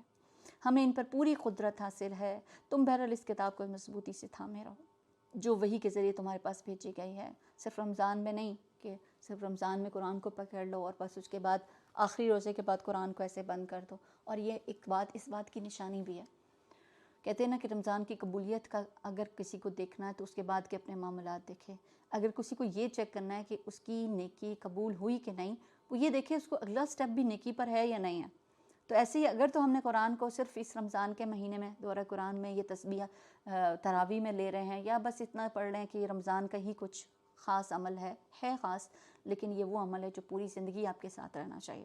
تو یہاں کہا جا رہا ہے اس کو کتاب کو مضبوطی سے پکڑ لو جو وحی کے ذریعے تمہارے پاس بھیجی گئی ہے، یقیناً تم سیدھے راستے پر ہوگے۔ ان قریب حقیقت یہ ہے کہ یہ کتاب تمہارے لیے اور تمہاری قوم کے لیے بہت بڑا شرف ہے، اور ان قریب تم لوگوں کو اس کی جواب دہی کرنی ہوگی۔ ہر نعمت کے بارے میں سوال ہوگا نا، تو یہ بھی نعمت ہے، اس کے بارے میں بھی پوچھا جائے گا، کتنا پڑھا اور کتنا اس کے اوپر عمل کیا، کتنا اس کو لوگوں تک پہنچایا، جو تمہیں نعمت ملی تھی اس سے دوسروں کو بھی فائدہ دیا کہ نہیں دیا۔ تم سے پہلے ہم نے جتنے رسول بھیجے تھے ان سب سے پوچھ دیکھو، کیا ہم نے خدائے رحمان کے سوا کچھ دوسرے معبود بھی مقرر کیے تھے کہ ان کی بندگی کی جائے؟ وَلَقَدْ أَرْسَلْنَا مُوسَىٰ بِآيَاتِنَا إِلَىٰ فِرْعَوْنَ وَمَلَئِهِ فَقَالَ إِنِّي رَسُولُ رَبِّ الْعَالَمِينَ، آیت نمبر 46 سورۃ الزخرف۔ ہم نے موسیٰ کو اپنی نشانیوں کے ساتھ فرعون اور اس کے اعیان سلطنت کے پاس بھیجا، اور اس نے جا کر کہا میں رب العالمین کا رسول ہوں۔ پھر جب اس نے ہماری نشانیاں ان کے سامنے پیش کیں تو وہ ٹھٹھے مارنے لگے، ہنسنے لگے، کہکے لگانے لگے۔ ہم ایک پر ایک ایسی نشانی اس کو دکھاتے چلے گئے جو پہلی سے بڑھ چڑھ کر تھی۔ ہم نے ان کو عذاب میں دھر لیا تاکہ وہ اپنی روش سے باز آئیں۔ ہر عذاب کے موقع پر وہ کہتے تھے، اے ساحر، اپنے رب کی طرف سے جو منصب تجھے حاصل ہے اس کی بنا پر ہمارے لیے اسے دعا کر، ہم ضرور راہ راست پر آ جائیں گے۔ مگر جو ہی کہ ہم ان پر سے عذاب ہٹا دیتے وہ اپنی بات سے پھر جاتے ہیں۔ ایک دن فرعون نے اپنی قوم کے درمیان پکار کر کہا، لوگوں کیا مصر کی بادشاہی میری نہیں ہے؟ یہ نہریں میرے نیچے نہیں بہہ رہی؟ کیا تم لوگوں کو نظر نہیں آتا میں بیٹوں یہ شخص جو بہت حقیر ترین ہے اور اپنی بات بھی کھول کر بیان نہیں کر سکتا؟ کیوں نہ اس پر سونے کے کنگن اتارے گئے، یہ فرشتوں کا ایک فرشتوں کا ایک دستہ اس کی عدلی میں نہ آیا۔ اس طرح کی باتیں کون کر سکتا ہے؟ جو بہت فخر کرنے والا، سطحی سوچ کا مالک، جو نعمت اس کے پاس ہے اس پر بہت زیادہ اترانے والا۔ لیکن اگر انسان سوچے کہ اللہ نے اس کو پیدا کس چیز سے کیا، مطلب اپنی پیدائش پر ہی غور کر لے، تو میرے خیال سے کوئی بھی انسان اس طرح کے فخر میں نہ پڑے۔ بشر کہتے ہیں کہ آپ صلی اللہ علیہ وسلم نے ایک دن ہاتھ میں لعاب ڈالا اور فرمایا، اللہ فرماتا ہے، اے ابن آدم، تو کس طرح عاجز کر سکتا ہے جبکہ میں نے تجھے اس جیسی چیز سے پیدا کیا؟ جب میں نے تجھے معتدل بنا دیا، دو چادروں کے درمیان چلنے لگا، تو پھر تم زمین پر برتری جتانے لگا۔ تو نے مال جمع کر لیا، روک کر رکھ لیا، تو پھر کیا ہے کہ جب روح نکالی جائے گی، اس کی روح ہنسلی کی ہڈی تک پہنچ جائے گی، تو اس وقت وہ کیا کہے گا کہ اب میں صدقہ کرتا ہوں، جبکہ اس وقت اس کا کہنا اس کو کوئی بھی فائدہ نہیں دینے والا۔ یعنی انسان کو عمل سے جو چیز روکتی ہے وہ اپنے آپ کو بڑا سمجھنا، جو اس وقت جیسے فرعون کی حالت ہے نا کہ وہ بار بار لوگوں کو یقین دلا رہا ہے کہ دیکھو میری پاس یہ بات چاہیے، اس کے مقابلے میں اس کے پاس تو کچھ بھی نہیں ہے۔ اگر یہ بہت ہی کچھ ہے تو پھر اس کو ایسا دکھنا چاہیے تھا، لیکن یہ ایسا نہیں ہے۔ تو ایسا شخص پھر اپنے آپ کو اللہ کے سپرد نہیں کر سکتا اور پھر اللہ کے احکامات کو بھی نہیں پورا کر سکتا۔ لیکن جب موت کا وقت آئے گا نا، اس وقت انسان کو سمجھ آئے گی کہ وہ جو اپنے بارے میں گمان کر رہا تھا وہ کچھ بھی نہیں تھا۔ اس نے اپنی قوم کو ہلکا سمجھا، انہوں نے اس کی اطاعت کی، در حقیقت وہ تھے ہی فاسق لوگ۔ آخر کار جب انہوں نے ہمیں غضبناک کر دیا تو ہم نے ان سے انتقام لیا اور ان کو اکٹھا غرق کر دیا، بعد والوں کے لیے پیش رو اور نمونہ عبرت بنا کر رکھ دیا۔ جو ہی کہ ابن مریم کی مثال دی گئی، تمہاری قوم کے لوگوں نے اس پر غل مچا دیا اور کہنے لگے ہمارے معبود اچھے ہیں یا وہ، یہ مثال وہ تمہارے سامنے محض کج بحثی کے لیے لائے ہیں، بس محض ان کی باتیں ہیں، بحث کرنا ان کا مقصد ہے۔ حقیقت یہ ہے کہ یہ ہیں ہی جھگڑالو لوگ۔ ابن مریم اس کے سوا کچھ نہ تھا کہ ایک بندہ رسول، ایک بندہ اللہ کا بندہ تھا جس پر ہم نے انعام کیا، بنی اسرائیل کے لیے اپنی قدرت کا ایک نمونہ بنا دیا۔ ہم چاہیں تو تم سے فرشتے پیدا کر دیں جو زمین میں تمہارے جان نشین ہوں، اور وہ دراصل قیامت کی ایک نشانی ہے، بس تم اس پر شک نہ کرو۔ میری بات مان لو، یہی سیدھا راستہ ہے۔ ایسا نہ ہو کہ شیطان تم کو اس سے روک دے کہ وہ تمہارا کھلا دشمن ہے۔ اور جب عیسیٰ صریح نشانیاں لیے ہوئے آیا تو اس نے کہا تھا، میں تم لوگوں کے پاس حکمت لے کر آیا ہوں، اس لیے آیا ہوں کہ تم پر بعض ان باتوں کی حقیقت کھول دوں جس پر تم اختلاف کر رہے ہو، لہٰذا تم اللہ سے ڈرو اور میری اطاعت کرو۔ ڈرنا کس سے ہے؟ اللہ سے۔ حقیقت یہ ہے کہ اللہ ہی میرا رب بھی ہے اور تمہارا رب بھی، اور یہ کس کے الفاظ ہیں؟ عیسیٰ علیہ السلام کے۔ اسی کی تم عبادت کرو، یہی سیدھا راستہ ہے۔ اگر اس کی اس صاف تعلیم کے باوجود گروہوں نے آپس میں اختلاف کیا، بس تباہی ہے ان لوگوں کے لیے جنہوں نے ظلم کیا، ایک دردناک دن کے عذاب کی۔ کیا یہ لوگ اب بس اس چیز کے منتظر ہیں کہ اچانک ان پر قیامت آ جائے اور انہیں خبر بھی نہ ہو؟ وہ دن جب آئے گا تو متقین کو چھوڑ کر باقی سب دوست ایک دوسرے کے دشمن بن جائیں گے۔ دوست تو وہ ہوتا ہے نا جو مشکل وقت میں کام آئے، لیکن اس دن میں جب انسان کے اوپر سب سے مشکل وقت ہوگا، اس دن میں صرف متقین ساتھ میں ہوں گے، کہ وہ صرف دنیا میں ان کے مددگار نہیں ہیں، دنیا کے ان کے ساتھی نہیں ہیں، بلکہ قیامت کے دن بھی ان کے ساتھ ہوں گے۔ آپ صلی اللہ علیہ وسلم نے فرمایا، صرف اللہ کی خاطر دوستی ہمیشہ باقی رہنے والی ہے۔ یعنی اللہ کی خاطر جو کی ہوئی دوستی ہوتی ہے نا، وہ اس کے ایمان کو مضبوط کر دیتی ہے۔ آپ صلی اللہ علیہ وسلم نے فرمایا، ایمان کا سب سے مضبوط کڑا اللہ کی خاطر محبت اور اللہ کی خاطر بغض رکھنا ہے۔ تو پھر اچھے لوگوں کی کمپنی کی ضرورت ہے۔ کیوں؟ کیونکہ وہ آپ کے ایمان کو بڑھاتے ہیں، اس کو مضبوط کرتے ہیں۔ آپ صلی اللہ علیہ وسلم کے پاس ایک شخص آیا، اس نے کہا، آپ کا اس شخص کے بارے میں کیا خیال ہے؟ آپ کیا کہتے ہیں کہ وہ کسی سے محبت کرتا ہے لیکن اس سے مل نہیں سکتا؟ آپ صلی اللہ علیہ وسلم کا انسان اس کے ساتھ ہوگا جس سے وہ محبت کرتا ہے، خواہ اس سے اس کی ملاقات نہ ہوئی ہو۔ ہماری بھی انبیاء سے، نبی پاک صلی اللہ علیہ وسلم سے کوئی ملاقات نہیں ہوئی، لیکن ہم محبت کرتے ہیں۔ اللہ نہ کرے یہ صرف دعوے ہوں، واقعی پکی سچی محبت کی ان کی اطاعت اور اس کی سنتوں کو لینے میں ہمیں کوئی بھی تعامل نہ ہو۔ تو اتنی محبت صحابہ سے بہت زیادہ عقیدت صحابیات سے آتی ہے، تو جن سے آپ کی محبت ہے انہی کے ساتھ انشاءاللہ موجود ہوں گے۔ قیامت کے دن ایسے لوگ عرش کے سائے کے نیچے ہوں گے۔ آپ صلی اللہ علیہ وسلم نے فرمایا کہ اللہ سبحانہ تعالیٰ فرماتا ہے کہ میرے جلال کی خاطر آپس میں محبت کرنے والے آج کہاں ہیں؟ قیامت کے دن اللہ سبحانہ تعالیٰ یہ کہیں گے کہ کہاں ہیں وہ لوگ جو میری خاطر محبت کرتے تھے؟ آج کے دن میں ان کو اپنے سائے میں رکھوں گا، جس دن میرے سائے کے سوا کوئی سایہ نہیں ہوگا۔ اور قیامت کے دن ایسے لوگ جو دنیا میں اللہ کی خاطر محبت کرتے ہیں، وہ نور کے ممبروں پر ہوں گے۔ ابو مسلم خولانی کہتے ہیں کہ میں نے معاذ سے کہا، میں اللہ کی خاطر آپ سے محبت کرتا ہوں۔ تو انہوں نے مجھے اپنی طرف کھینچا اور کہا، کیا تم نے کیا کہا؟ میں نے پھر دہرایا تو بولے، میں نے رسول اللہ صلی اللہ علیہ وسلم کو فرماتے سنا ہے کہ آپ اپنے رب سے روایت کرتے ہیں کہ اللہ کی خاطر محبت کرنے والے قیامت کے دن نور کی ممبروں پر افروز ہوں گے، عرش کے سائے کے نیچے ہوں گے جس دن کوئی اور سایہ نہیں ہوگا۔ کہتے ہیں میں وہاں سے نکل کر عبادہ بن ثابت کے پاس آیا اور معاذ بن جبل والی حدیث ان کو بیان کی، تو انہوں نے کہا، میں نے رسول اللہ صلی اللہ علیہ وسلم کو اپنے رب سے روایت کرتے ہوئے سنا، میری محبت ان لوگوں کے لیے طے شدہ ہے جو میری وجہ سے ایک دوسرے سے محبت کرتے ہیں۔ یعنی جو اللہ کی خاطر محبت کرتے ہیں نا، تو پھر اللہ بھی ان سے محبت کرتا ہے۔ میری محبت طے شدہ ہے، جو میری خاطر ایک دوسرے پر خرچ کرتا ہے، میری وجہ سے ایک دوسرے سے ملاقات کرتا ہے۔ اللہ کی خاطر محبت کرنے والے نور کی ممبروں پر جلوہ فرما ہوں گے، عرش کے سائے کے نیچے ہوں گے جس دن اس سائے کے علاوہ کوئی سایہ نہیں ہوگا۔ تو اللہ کی خاطر محبت، ایسی محبت جو آپ کے ایمان کو بڑھا دے۔ مطلب بہت سے لوگوں سے ہماری محبتیں ہوتی ہیں اور ہم کہتے ہیں کہ یہ میری محبت اللہ کی خاطر ہے، تو پھر سوچیں، اس چیز کا جائزہ لیں، کیا واقعی جس سے آپ محبت کے دعوے کر رہے ہیں کہ آپ اللہ کی خاطر کرتے ہیں، تو کیا اس کی کمپنی میں آپ کا ایمان بڑھتا ہے؟ آپ کی اللہ سے محبت بڑھتی ہے؟ تو یاد رکھیے جس طرح اپنے دل کو صاف کرنا چاہیے، عبادات کو اللہ کی خاطر خالص کرنا چاہیے، اپنے عقائد کو اسی طرح اپنی محبتوں کو بھی اللہ کے لیے خالص کرنا ہے۔ دنیا کے نفع اور لالچ کے لیے کسی سے بھی محبت نہ کریں، محبت کریں تو اللہ کی خاطر، کہ جس کی ملاقات سے آپ کا ایمان بڑھ جائے۔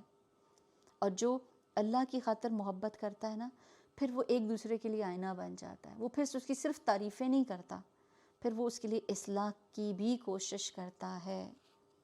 تو نیک دوستوں کے ساتھ اس کی کمپنی انسان کو ایمان کو بڑھاتی ہے۔ جیسے صحابہ کیا کرتے تھے، ایک دوسرے سے ملاقات کرتے ہیں تو کہتے تھے آؤ ایک گھڑی کے لیے اپنے ایمان کو تازہ کرتے ہیں، یعنی آؤ مل کر بیٹھ کر اللہ کی باتیں کرتے ہیں تاکہ ہمارا ایمان بڑھ جائے۔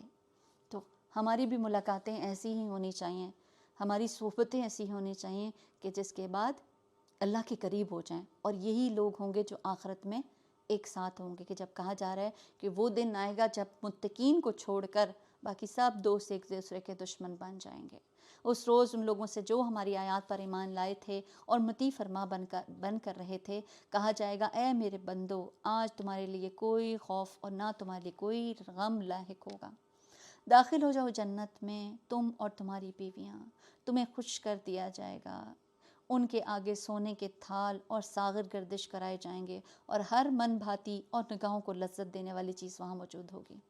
یعنی نگاہوں کی بھی خوراک ہوتی ہے کہ نگاہوں کو کوئی چیز اچھی لگتی ہے، آج بھی ایسا ہوتا ہے، اچھا ویو، اچھی سینز آپ کو اچھے لگ رہے ہوتے ہیں، تو آج تو نگاہوں کی لذت کے لیے ہر چیز نہیں ہے لاؤ، کہ کوئی آپ کو جس کو اللہ نے منع کیا وہاں تو آپ کو رکنا ہے، لیکن کل اللہ تعالیٰ آپ کی لذت اس پاکیزگی میں ہی رکھ دے گا کہ آپ ہر وہ چیز پائیں گے جو پاک بھی ہوگی اور اسی میں آپ کی آنکھوں کی لذت بھی ہوگی۔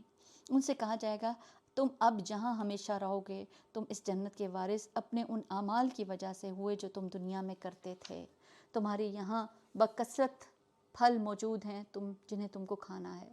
رہے مجرمین، ان المجرمین فی عذاب جہنم خالدین، تو وہ ہمیشہ جہنم کے عذاب میں مبتلا رہیں گے، کبھی ان کے عذاب میں کمی نہ ہوگی، وہ اس میں مایوس پڑے ہوئے ہوں گے۔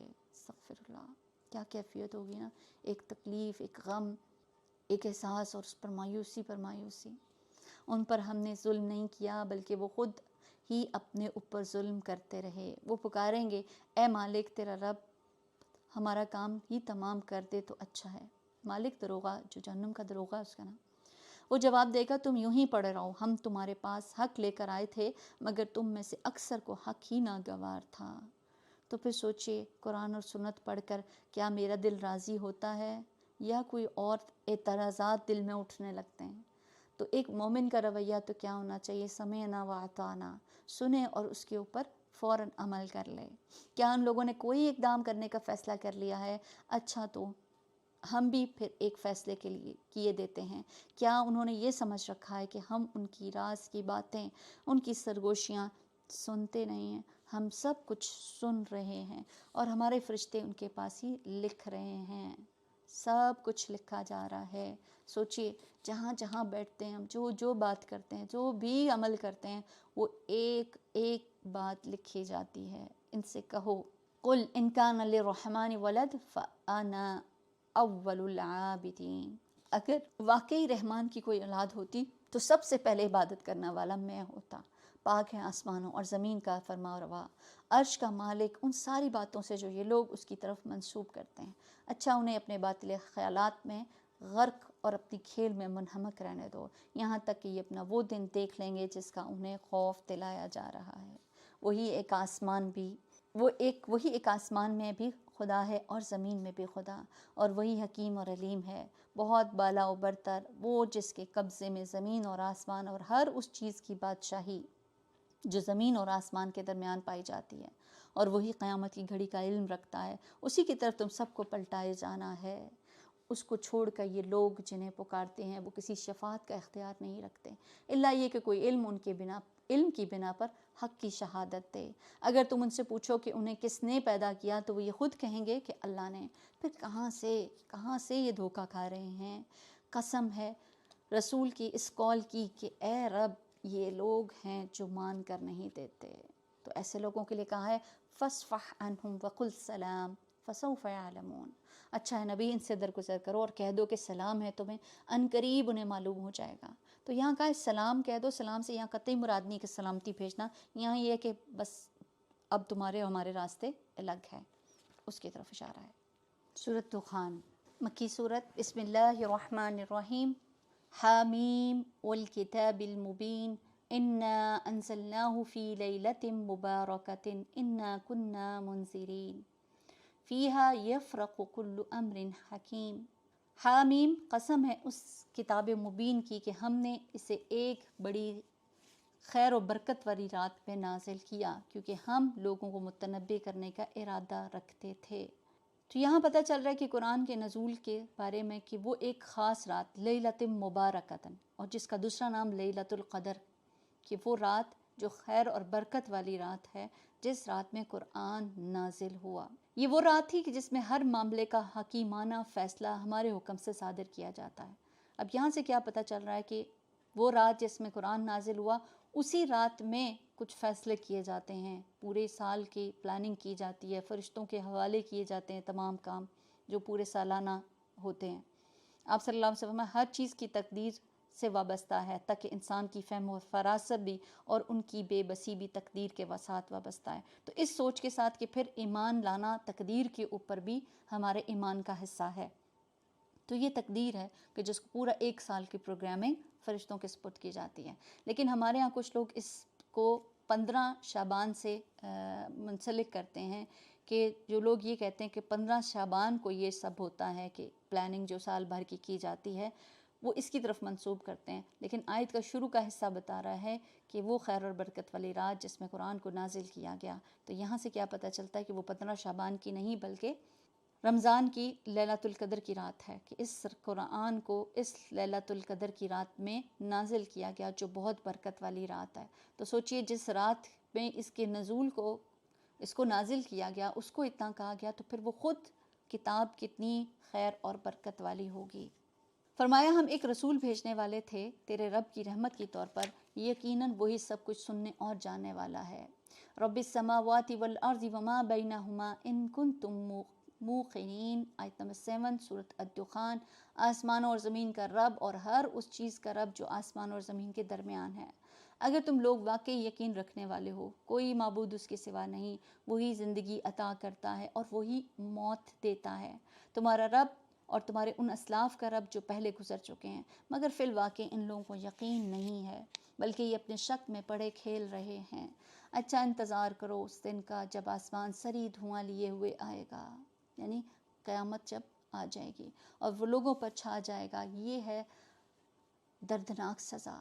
اب کہتے ہیں پروردگار ہم پر سے یہ عذاب ٹال دے، ہم ایمان لاتے ہیں، اس کی غفلت کہاں دور ہوتی ہے۔ ان کا حال تو یہ ہے کہ ان کے پاس رسول مبین آ گیا، پھر بھی یہ اس کی طرف التفات نہیں کرتے، اس کی طرف توجہ نہیں کرتے، اور کہا کہ یہ تو سکھایا پڑھایا و دیوانہ انسان ہے، ہم ذرا عذاب ہٹا دیتے ہیں، تم لوگ پھر وہی کچھ کرو گے جو پہلے کر رہے تھے۔ جس روز ہم بڑی ضرب لگائیں گے، وہ دن آئے گا جب ہم تم سے انتقام لیں گے۔ بدر کی طرف اشارہ ہے۔ وَلَقَدْ فَتَنَّا قَبْلَهُمْ قَوْمَ فِرْعَوْنَ وَجَاءَهُمْ رَسُولٌ كَرِيمٌ، ہم ان سے پہلے فرعون کی قوم کو اسی آزمائش میں ڈال چکے ہیں۔ ان کے پاس ایک نہایت شریف رسول آیا اور اس نے کہا اللہ کے بندوں کو میرے حوالے کرو، میں تمہارے لیے ایک امانت دار رسول ہوں، اللہ کے مقابلے میں سرکشی نہ کرو، میں تمہارے سامنے اپنی ماموریت کی صریح سند پیش کرتا ہوں، اور میں اپنے رب اور تمہارے رب کی پناہ لے چکا ہوں اس سے کہ تم مجھ پر حملہ آور ہو۔ اگر تم میری بات نہیں مانتے تو مجھ پر ہاتھ ڈالنے سے باز رہو۔ آخرکار اس نے اپنے رب کو پکارا کہ یہ قوم مجرم ہے۔ جواب دیا گیا اچھا تم راتوں رات میرے بندوں کو لے کر چل پڑو، تم لوگوں کا پیچھا کیا جائے گا، سمندر کو اس کے حال پر کھلا چھوڑ دو، یہ سارا لشکر غرق ہو کر جائے گا۔ کتنے ہی باغ اور چشمے اور کھیت اور شاندار محل تھے جو وہ چھوڑ گئے، کتنی ہی عیش کے سر و سامان جس میں وہ مزے کر رہے تھے ان کے پیچھے دھرے رہ گئے۔ یہ ہوا ان کا انجام، اور ہم نے دوسروں کو بھی ان چیزوں کا وارث بنا دیا۔ جن چیزوں کے لیے ہم ساری زندگیاں کھپاتے ہیں، ہمارے بعد کچھ اور لوگ ان کے مالک بن جاتے ہیں۔ پھر نہ آسمان رویا اور نہ ہی زمین، اور ذرا سی بھی مہلت ان کو نہ دی گئی۔ یاد رکھیے جب کوئی نیک انسان فوت ہوتا ہے نا، تو جہاں جہاں اس نے وقت کو گزارا ہوتا ہے، جہاں جہاں اس نے سجدے کیے ہوتے ہیں، عبادت کی ہوتی ہیں، وہ جگہیں بھی اس کو یاد کرتی ہیں۔ لیکن کچھ ظالم لوگ ہوتے ہیں جن کے مرنے پر ہر چیز شکر ادا کرتی ہے۔ تو قوم فرعون کا کوئی ایسا نیک عمل تھا نہیں کہ جس کے لیے کوئی روتا، کوئی اس کے لیے غم کرتا۔ تو کیا چیز ہے کہ ہر ایک انسان کو کے ساتھ ایسا ہو کہ کوئی اس کے پیچھے رونے والا، اس سینس میں کہ نیک اور صالحین کے لیے جدائی ان کے لیے گراں گزرتی ہے۔ تو کہا جا رہا ہے کہ وَلَقَدْ نَجَّيْنَا بَنِي إِسْرَائِيلَ مِنَ الْعَذَابِ الْمُهِينِ آیت نمبر 30 سورۃ الدخان۔ اسی طرح بنی اسرائیل کو ہم نے سخت ذلت کے عذاب فرعون سے نجات دی، جو حد سے گزر جانے والوں میں فی الواقع بڑے اونچے درجے کا آدمی تھا۔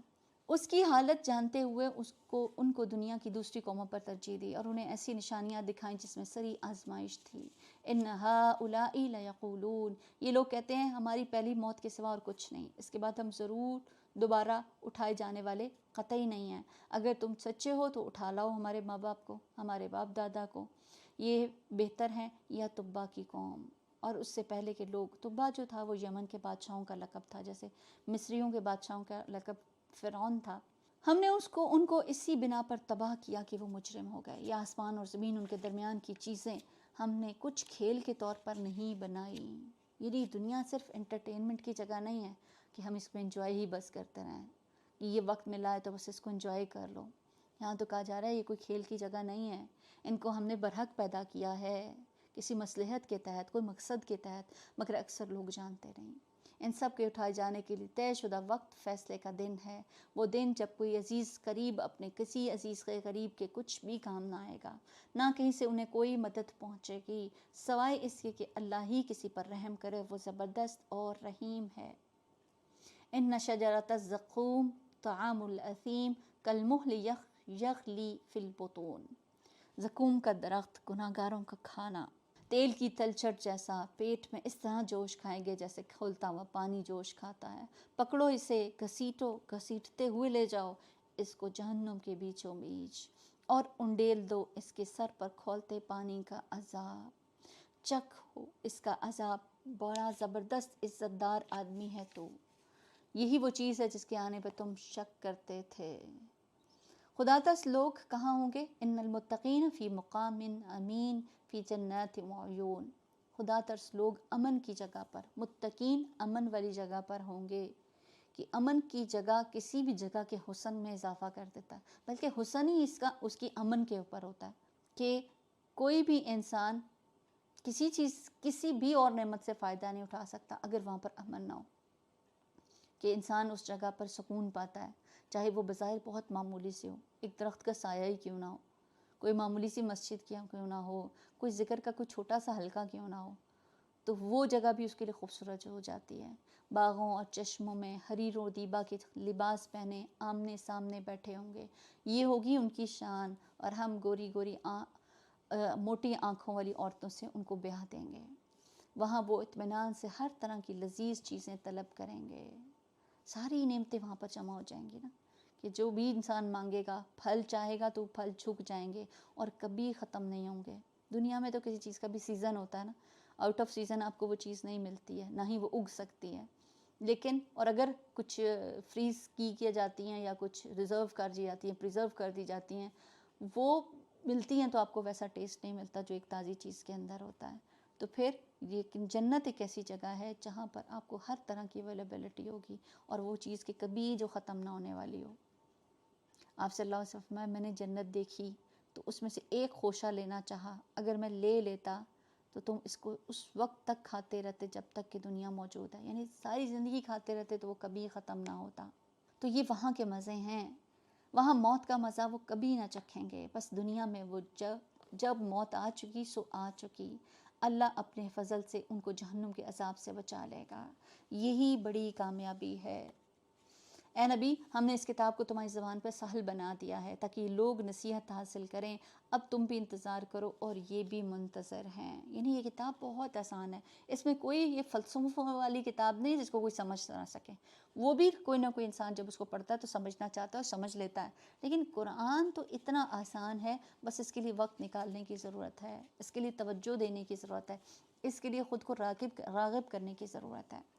سورۃ جاسیہ مکی صورت، بسم اللہ الرحمن الرحیم، حامیم تنزیل الکتاب من اللہ العزیز الحکیم، ان فی السماوات والارض لآیات للمؤمنین۔ حامیم، اس کتاب کا نزول اللہ کی طرف سے جو زبردست اور حکیم ہے۔ حقیقت یہ ہے کہ آسمانوں اور زمین میں بے شمار نشانیاں ہیں ایمان لانے والوں کے لیے، اور تمہاری اپنی پیدائش میں اور حیوانات میں جن کو اللہ زمین میں پھیلا رہا ہے بڑی نشانیاں ہیں ان لوگوں کے لیے جو یقین لانے والے ہیں۔ تو جو یقین کرنا چاہتا ہے اس کے لیے تو اللہ تعالیٰ نے پوری دنیا میں، پوری کائنات میں نشانیاں بکھیر کے رکھ دی ہیں۔ توحید کے دلائل بہت زیادہ ہیں، لیکن ان سے فائدہ کون اٹھائے گا؟ جو یقین رکھتے ہیں۔ شب و روز کے فرق و اختلاف میں، اس کے رزق میں جسے اللہ نے آسمان سے نازل فرمایا، پھر اس کے ذریعے سے مردہ زمین کو جلا اٹھایا، اور ہواؤں کی گردش میں بہت نشانیاں ان لوگوں کے لیے جو عقل سے کام لیتے ہیں۔ یہ اللہ کی نشانیاں ہیں جنہیں ہم تمہارے سامنے ٹھیک ٹھیک بیان کر رہے ہیں۔ اب اگر اللہ اور ان کی آیات کے بعد اور کون سی بات ہے جس پر یہ لوگ ایمان لائیں گے کہ اللہ کی توحید، اس کی عظمت کے دلائل بے شمار ہیں، اور اس کے بعد بھی اگر کوئی نہیں مانتا تو اس کو کوئی اور چیز نہیں منا سکتی۔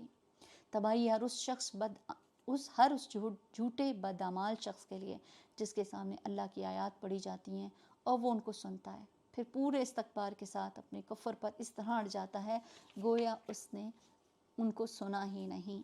ایسے شخص کو دردناک عذاب کی خبر سنا دو، ایسے شخص کو خوشخبری دے دو کہ تمہیں دردناک عذاب ملنے والا ہے۔ ہماری آیات میں سے کوئی بات جب ان کے علم میں آتی ہے تو وہ اس کا مذاق بنا لیتے ہیں۔ ایسے سب لوگوں کے لیے ذلت کا عذاب ہے، ان کے آگے جہنم ہے۔ جو کچھ بھی انہوں نے دنیا میں کمایا اس میں سے کوئی چیز ان کے کسی کام نہ آئے گی، نہ ان کے وہ سرپرست ہی ان کے لیے کچھ کر سکیں گے جنہیں اللہ کو چھوڑ کر انہوں نے اپنا ولی بنا رکھا ہے۔ ان کے لیے بڑا عذاب ہے۔ یہ قرآن سراسر ہدایت ہے، ان لوگوں کے لیے بلا کا دردناک عذاب ہے جنہوں نے اپنے رب کی آیات کو ماننے سے انکار کیا۔ وہ اللہ ہی تو ہے جس نے تمہاری سمندر کو مسخر کیا تاکہ اس کی کشتیاں حکم سے کشتیاں اسی میں چلیں، تم اس کا فضل تلاش کرو اور شکر گزار ہو جاؤ۔ اس نے زمین اور آسمان کی ساری چیزوں کو تمہارے لیے مسخر کر دیا، سب کچھ اپنے پاس سے، اس میں بڑی نشانیاں ہیں ان لوگوں کے لیے جو غور و فکر کرنے والے ہیں۔ اے نبی، ایمان لانے والے سے کہہ دو کہ جو لوگ اللہ کی طرف سے برے دن آنے کا کوئی اندیشہ نہیں رکھتے ان کی حرکتوں پر درگزر سے کام لیں تاکہ اللہ خود ایک گروہ کو اس کی کمائی کا بدلہ دے۔ من عمل صالحا فلنفسہ، جو کوئی نیک عمل کرے گا اپنے ہی لیے کرے گا، اور جو برائی کرے گا وہ آپ ہی اس کا خمیازہ بھگتے گا۔ پھر جانا تو اس کو سب کے سب کو رب ہی کی طرف ہے۔ اس سے پہلے بنی اسرائیل کو ہم نے کتاب اور حکم اور نبوت عطا کی تھی، ان کو ہم نے عمدہ سامان زیست سے نوازا، دنیا بھر کے لوگوں پر انہیں فضیلت دی، اور دین کے معاملے میں انہیں واضح ہدایات دی۔ پھر جو اختلاف ان کے درمیان رونما ہوا وہ ناواقفیت کی وجہ سے نہیں بلکہ علم آ جانے کے بعد، اور اس بنا پر ہوا کہ وہ آپس میں ایک دوسرے پر زیادتی کرنا چاہتے تھے۔ اللہ قیامت کے روز ان معاملات کا فیصلہ فرما دے گا جن میں وہ اختلاف کرتے رہے۔ اس کے بعد اب اے نبی، ہم نے تم کو دین کے معاملے میں ایک صاف شریعت، ایک صاف شاہراہ پر قائم کیا ہے، لہٰذا تم اسی پر چلو اور لوگوں کی خواہشات کی اتباع نہ کرو جو علم نہیں رکھتے۔ اللہ کے مقابلے میں وہ تمہارے کچھ بھی کام نہیں آ سکے گا۔ ظالم لوگ ایک دوسرے کے ساتھی ہیں اور متقیوں کا ساتھی اللہ ہے۔ یہ بصیرت کی روشنیاں سب لوگوں کے لیے اور ہدایت اور رحمت لقوم یوقنون، ان لوگوں کے لیے جو یقین رکھتے ہیں۔ یقین بہت بڑی دولت ہے، بہت بڑی نعمت ہے، اس سینس میں کہ یقین کے بعد ہی انسان کی اندر ایک موٹیویشن آتی ہے، وہ کچھ کرنے چاہتا ہے۔ پھر دنیا ادھر سے ادھر ہو جاتی ہے نا، وہ وہاں سے پھر ہلتا نہیں ہے، وہ اس کو پوری استقامت کے ساتھ کر لیتا ہے۔ ام حسب الذین نجترحوا السیئات ان نجعلہم کالذین آمنوا وعملوا الصالحات، کیا وہ لوگ جنہوں نے برائیوں کا ارتکاب کیا ہے یہ سمجھے بیٹھے ہیں کہ ہم انہیں اور ایمان لانے والے اور نیک عمل کرنے والوں کو ایک جیسا کر دیں گے کہ ان کا جینا اور مرنا یکساں ہوگا؟ یہ بہت برے حکم ہیں جو یہ لوگ لگاتے ہیں۔ کچھ لوگ ایسے کام کرتے ہیں جن کو بظاہر وہ نیک سمجھتے ہیں لیکن وہ نیک ہوتے نہیں ہیں۔ عبادت گزار جب یہ ان آیات کو اس کو پڑھتے تھے نا تو وہ روتے تھے۔ ابراہیم بن اشعث کہتے ہیں میں فضیل بن ایاز کو اکثر دیکھا کرتا کہ وہ رات کے اول حصے سے آخر تک اس آیت اور اس جیسی آیات کو پڑھ کر رویا کرتے. کہتے کاش میں جان لوں کہ میں دونوں گروہوں میں سے کس میں ہوں، نیک میں ہوں یا بد میں ہوں. یعنی نیک عمل یہ نہیں ہوتا کہ جس کو بظاہر آپ کو نیک نظر آ رہا ہے، اچھا لگ رہا ہے، اس کے لیے صرف اتنا کافی نہیں ہے، بلکہ کیا چیز ہے کہ آخر میں پھر وہی بات، نیت اور ارادہ، سوچ کیا تھی. اب جو سامنے بندہ حاضر ہے نا، وہ تو آپ کی ظاہریت کو دیکھ رہا ہے، واہ آپ تو بڑی اچھی نماز پڑھ رہے ہیں، آپ بڑا اچھا مال اللہ کی راہ میں خرچ کر رہے ہیں، وہ آپ کی تعریفیں کر رہا ہوتا ہے. لیکن اندر کے حالات تو اللہ کو جانتا ہے نا، کہ بظاہر. اور ایسے ہی کچھ لوگ آپ کی ظاہریت کو دیکھ کر آپ کے بارے میں غلط اندازے پہ لگا رہے ہوتے ہیں. تو یہ فیصلہ اللہ سبحانہ تعالیٰ کرے گا کہ کس نے کیا عمل کیے. لیکن کوئی انسان کچھ ایسے عمل کر رہا ہوتا ہے جس کو بظاہر نیکی سمجھ رہا ہوتا ہے، لیکن ایسے لوگ آخرت میں کچھ بھی نہیں پائیں گے. اللہ نے تو آسمان اور زمین کو برحق پیدا کیا ہے، اس لیے کیا ہے کہ ہر نفس کو اس کی کمائی کا بدلہ دیا جائے گا، لوگوں پر ظلم ہرگز نہ کیا جائے گا. پھر کیا تم نے کبھی اس شخص کے حال پر بھی غور کیا جس نے اپنی خواہشات نفس کو اپنا خدا بنا لیا ہے؟ اللہ نے علم کے باوجود اسے گمراہی میں پھینک دیا ہے. یعنی ایسا شخص جس نے اپنی مرضی کو اپنا لیڈر بنا لیا. جو شخص خواہش کا غلام ہو جاتا ہے نا، اس کو اس کا علم بھی کوئی فائدہ نہیں دیتا، کہ اس کا علم بھی پیچھے رہ جاتا ہے. اس کے جذبات، اس کی سوچ، اس کی خواہشات، وہ اس کے پر غالب آ جاتے ہیں. ابن عباس کہتے ہیں اللہ تعالیٰ نے جہاں خواہش کا ذکر کیا نا، اس کی مذمت ہی بیان کی ہے. سہیل شدری کہتے ہیں تمہاری خواہشات تمہاری بیماریاں ہیں، اس کی مخالفت سے اس کا علاج کرو تو اس کا علاج ہو جائے گا. یعنی ہر وہ کام نہ کرنے لگ جاؤ کہ جس کا تمہارا دل چاہتا ہے. وہب کہتے ہیں کہ جب دو کاموں کے بارے میں تم شک میں پڑ جاؤ کہ کون سا کام بہتر ہے یا کس کام کو میں کروں، تو جو تمہاری خواہش سے زیادہ دور ہو اس کو کر لو. یعنی اپنی خواہش کے خلاف جا کر کام کو کرو، وہ زیادہ بہتر ہے. مطلب دو چیزیں ٹھیک ہیں، دونوں جائز ہیں، لیکن جس طرف خواہش مائل آپ کی ہو رہی ہے نا، اس سے انکار کرو. گویا یہ کہ خواہش نفس کو کنٹرول کرنے کا طریقہ یہ ہے کہ اس کو روکا جائے، اس کی ہر بات کو مانا نہ جائے. ایسا شخص ہوتا ہے کہ پھر وہ علم کے باوجود بھٹک جاتا ہے، جو خواہشات کا غلام بن جاتا ہے. اس کے دل اور کانوں پر مہر لگا دی جاتی ہے، اس کی آنکھوں پر پردہ ڈال دیا جاتا ہے. اللہ کے بعد اب اور کون ہے جو اسے ہدایت دے؟ کیا تم لوگ کوئی سبق نہیں لیتے؟ وَقَالُوا مَا هِيَ إِلَّا حَيَاتُنَا الدُّنْيَا نَمُوتُ وَنَحْيَا وَمَا يُهْلِكُنَا إِلَّا الدَّهْرُ. یہ لوگ کہتے ہیں زندگی بس یہی ہماری دنیا کی زندگی ہے، یہی ہمارا مرنا اور جینا، اور گردش ایام کے سوا کوئی چیز نہیں جو ہمیں ہلاک کرتی ہو. در حقیقت اس معاملے میں اس کے پاس کوئی علم نہیں، یہ محض گمان کی بنا پر یہ باتیں کرتے ہیں. اور جب ہماری آیات واضح انہیں سنائی جاتی ہیں تو ان کے پاس کوئی حجت اس کے سوا نہیں ہوتی کہ اٹھا لاؤ ہمارے باپ دادا کو اگر تم سچے ہو. یعنی ان کا خیال ہے کہ کوئی پیدا کرنے والا نہیں ہے. یہ سب کچھ سوچیں تو کیا خود بخود بن گیا؟ اور جب بھی ہم پیچھے بھی پڑھ چکے ہیں کہ جب بھی ان سے سوال کیا جاتا ہے کہ اچھا اس دنیا کو تم کو کس نے پیدا کیا ہے، تو وہ کہتے ہیں اللہ نے. تو سوچئے جو چیز پیدا ہوئی ہے اس نے ختم بھی تو ہونا ہے. تو جب مرنا ہے تو پھر لوٹ کر اس رب کی طرف جانا ہے. یوم الدین کا دن ہے کہ جس میں سب کو اپنے رب کے سامنے حاضر ہونا ہے. تو پھر اس کے لیے ضرورت ہے کہ اس دن کے اوپر ایمان لایا جائے. اے نبی ان سے کہو اللہ ہی تمہیں زندگی بخشتا ہے، پھر وہی تمہیں موت دیتا ہے، پھر وہی تم کو قیامت کے دن جمع کرے گا جس کے آنے کوئی شک نہیں ہے. مگر اکثر لوگ جانتے نہیں زمین اور آسمان کی بادشاہی اللہ ہی کی ہے، اور جس روز قیامت کی گھڑی آ کھڑی ہوگی اس دن باطل پرست خسارے میں پڑ جائیں گے.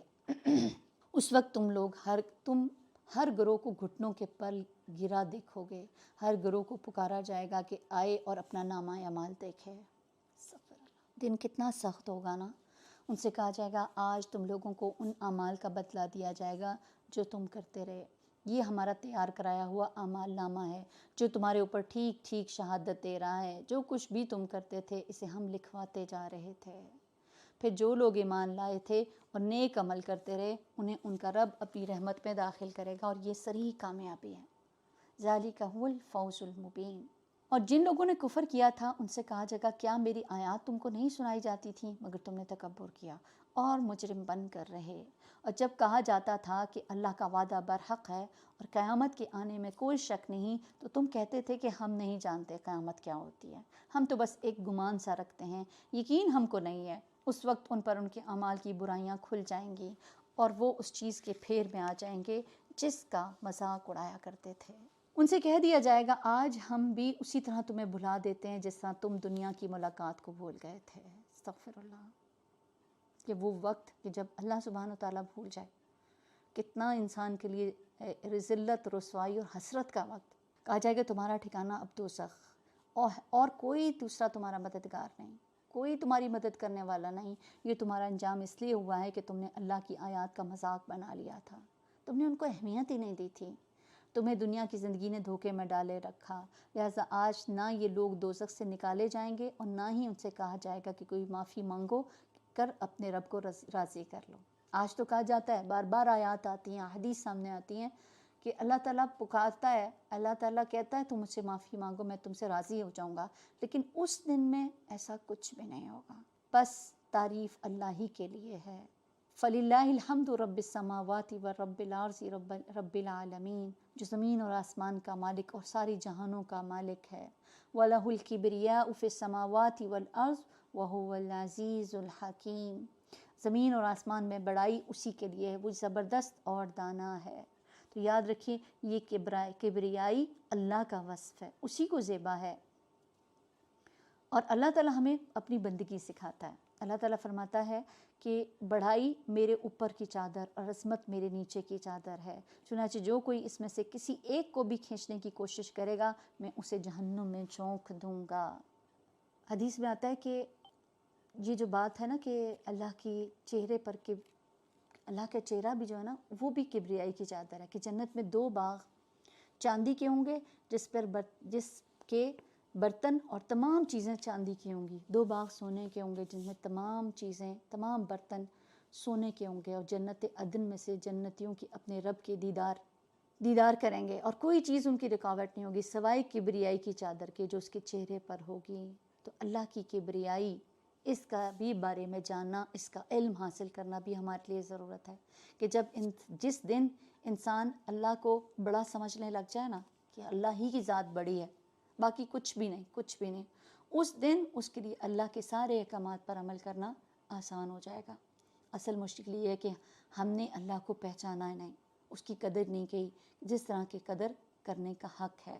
اللہ تعالیٰ ہمیں سکھا دے کہ ہم اس کی ویسے قدر کر سکیں کہ جو اس کا حق ہے۔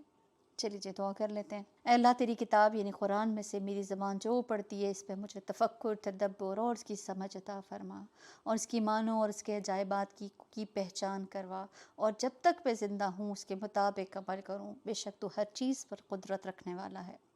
اللہم ارزقنی التفکر والتدبر لما یتلوہ لسانی من کتابک، والفہم لہ والمعرفة بمعانی، والنظر فی عجائبی، والعمل بذلك ما بقيت إنك على كل شيء قدير۔ سبحانك اللهم وبحمدك نشهد أن لا إله إلا أنت نستغفرك ونتوب إليك۔ اللهم صل على محمد۔ سبحان ربك رب العزة عما يصفون وسلام على المرسلين والحمد لله رب العالمين۔ الہی آمین۔ السلام علیکم ورحمۃ اللہ وبرکاتہ۔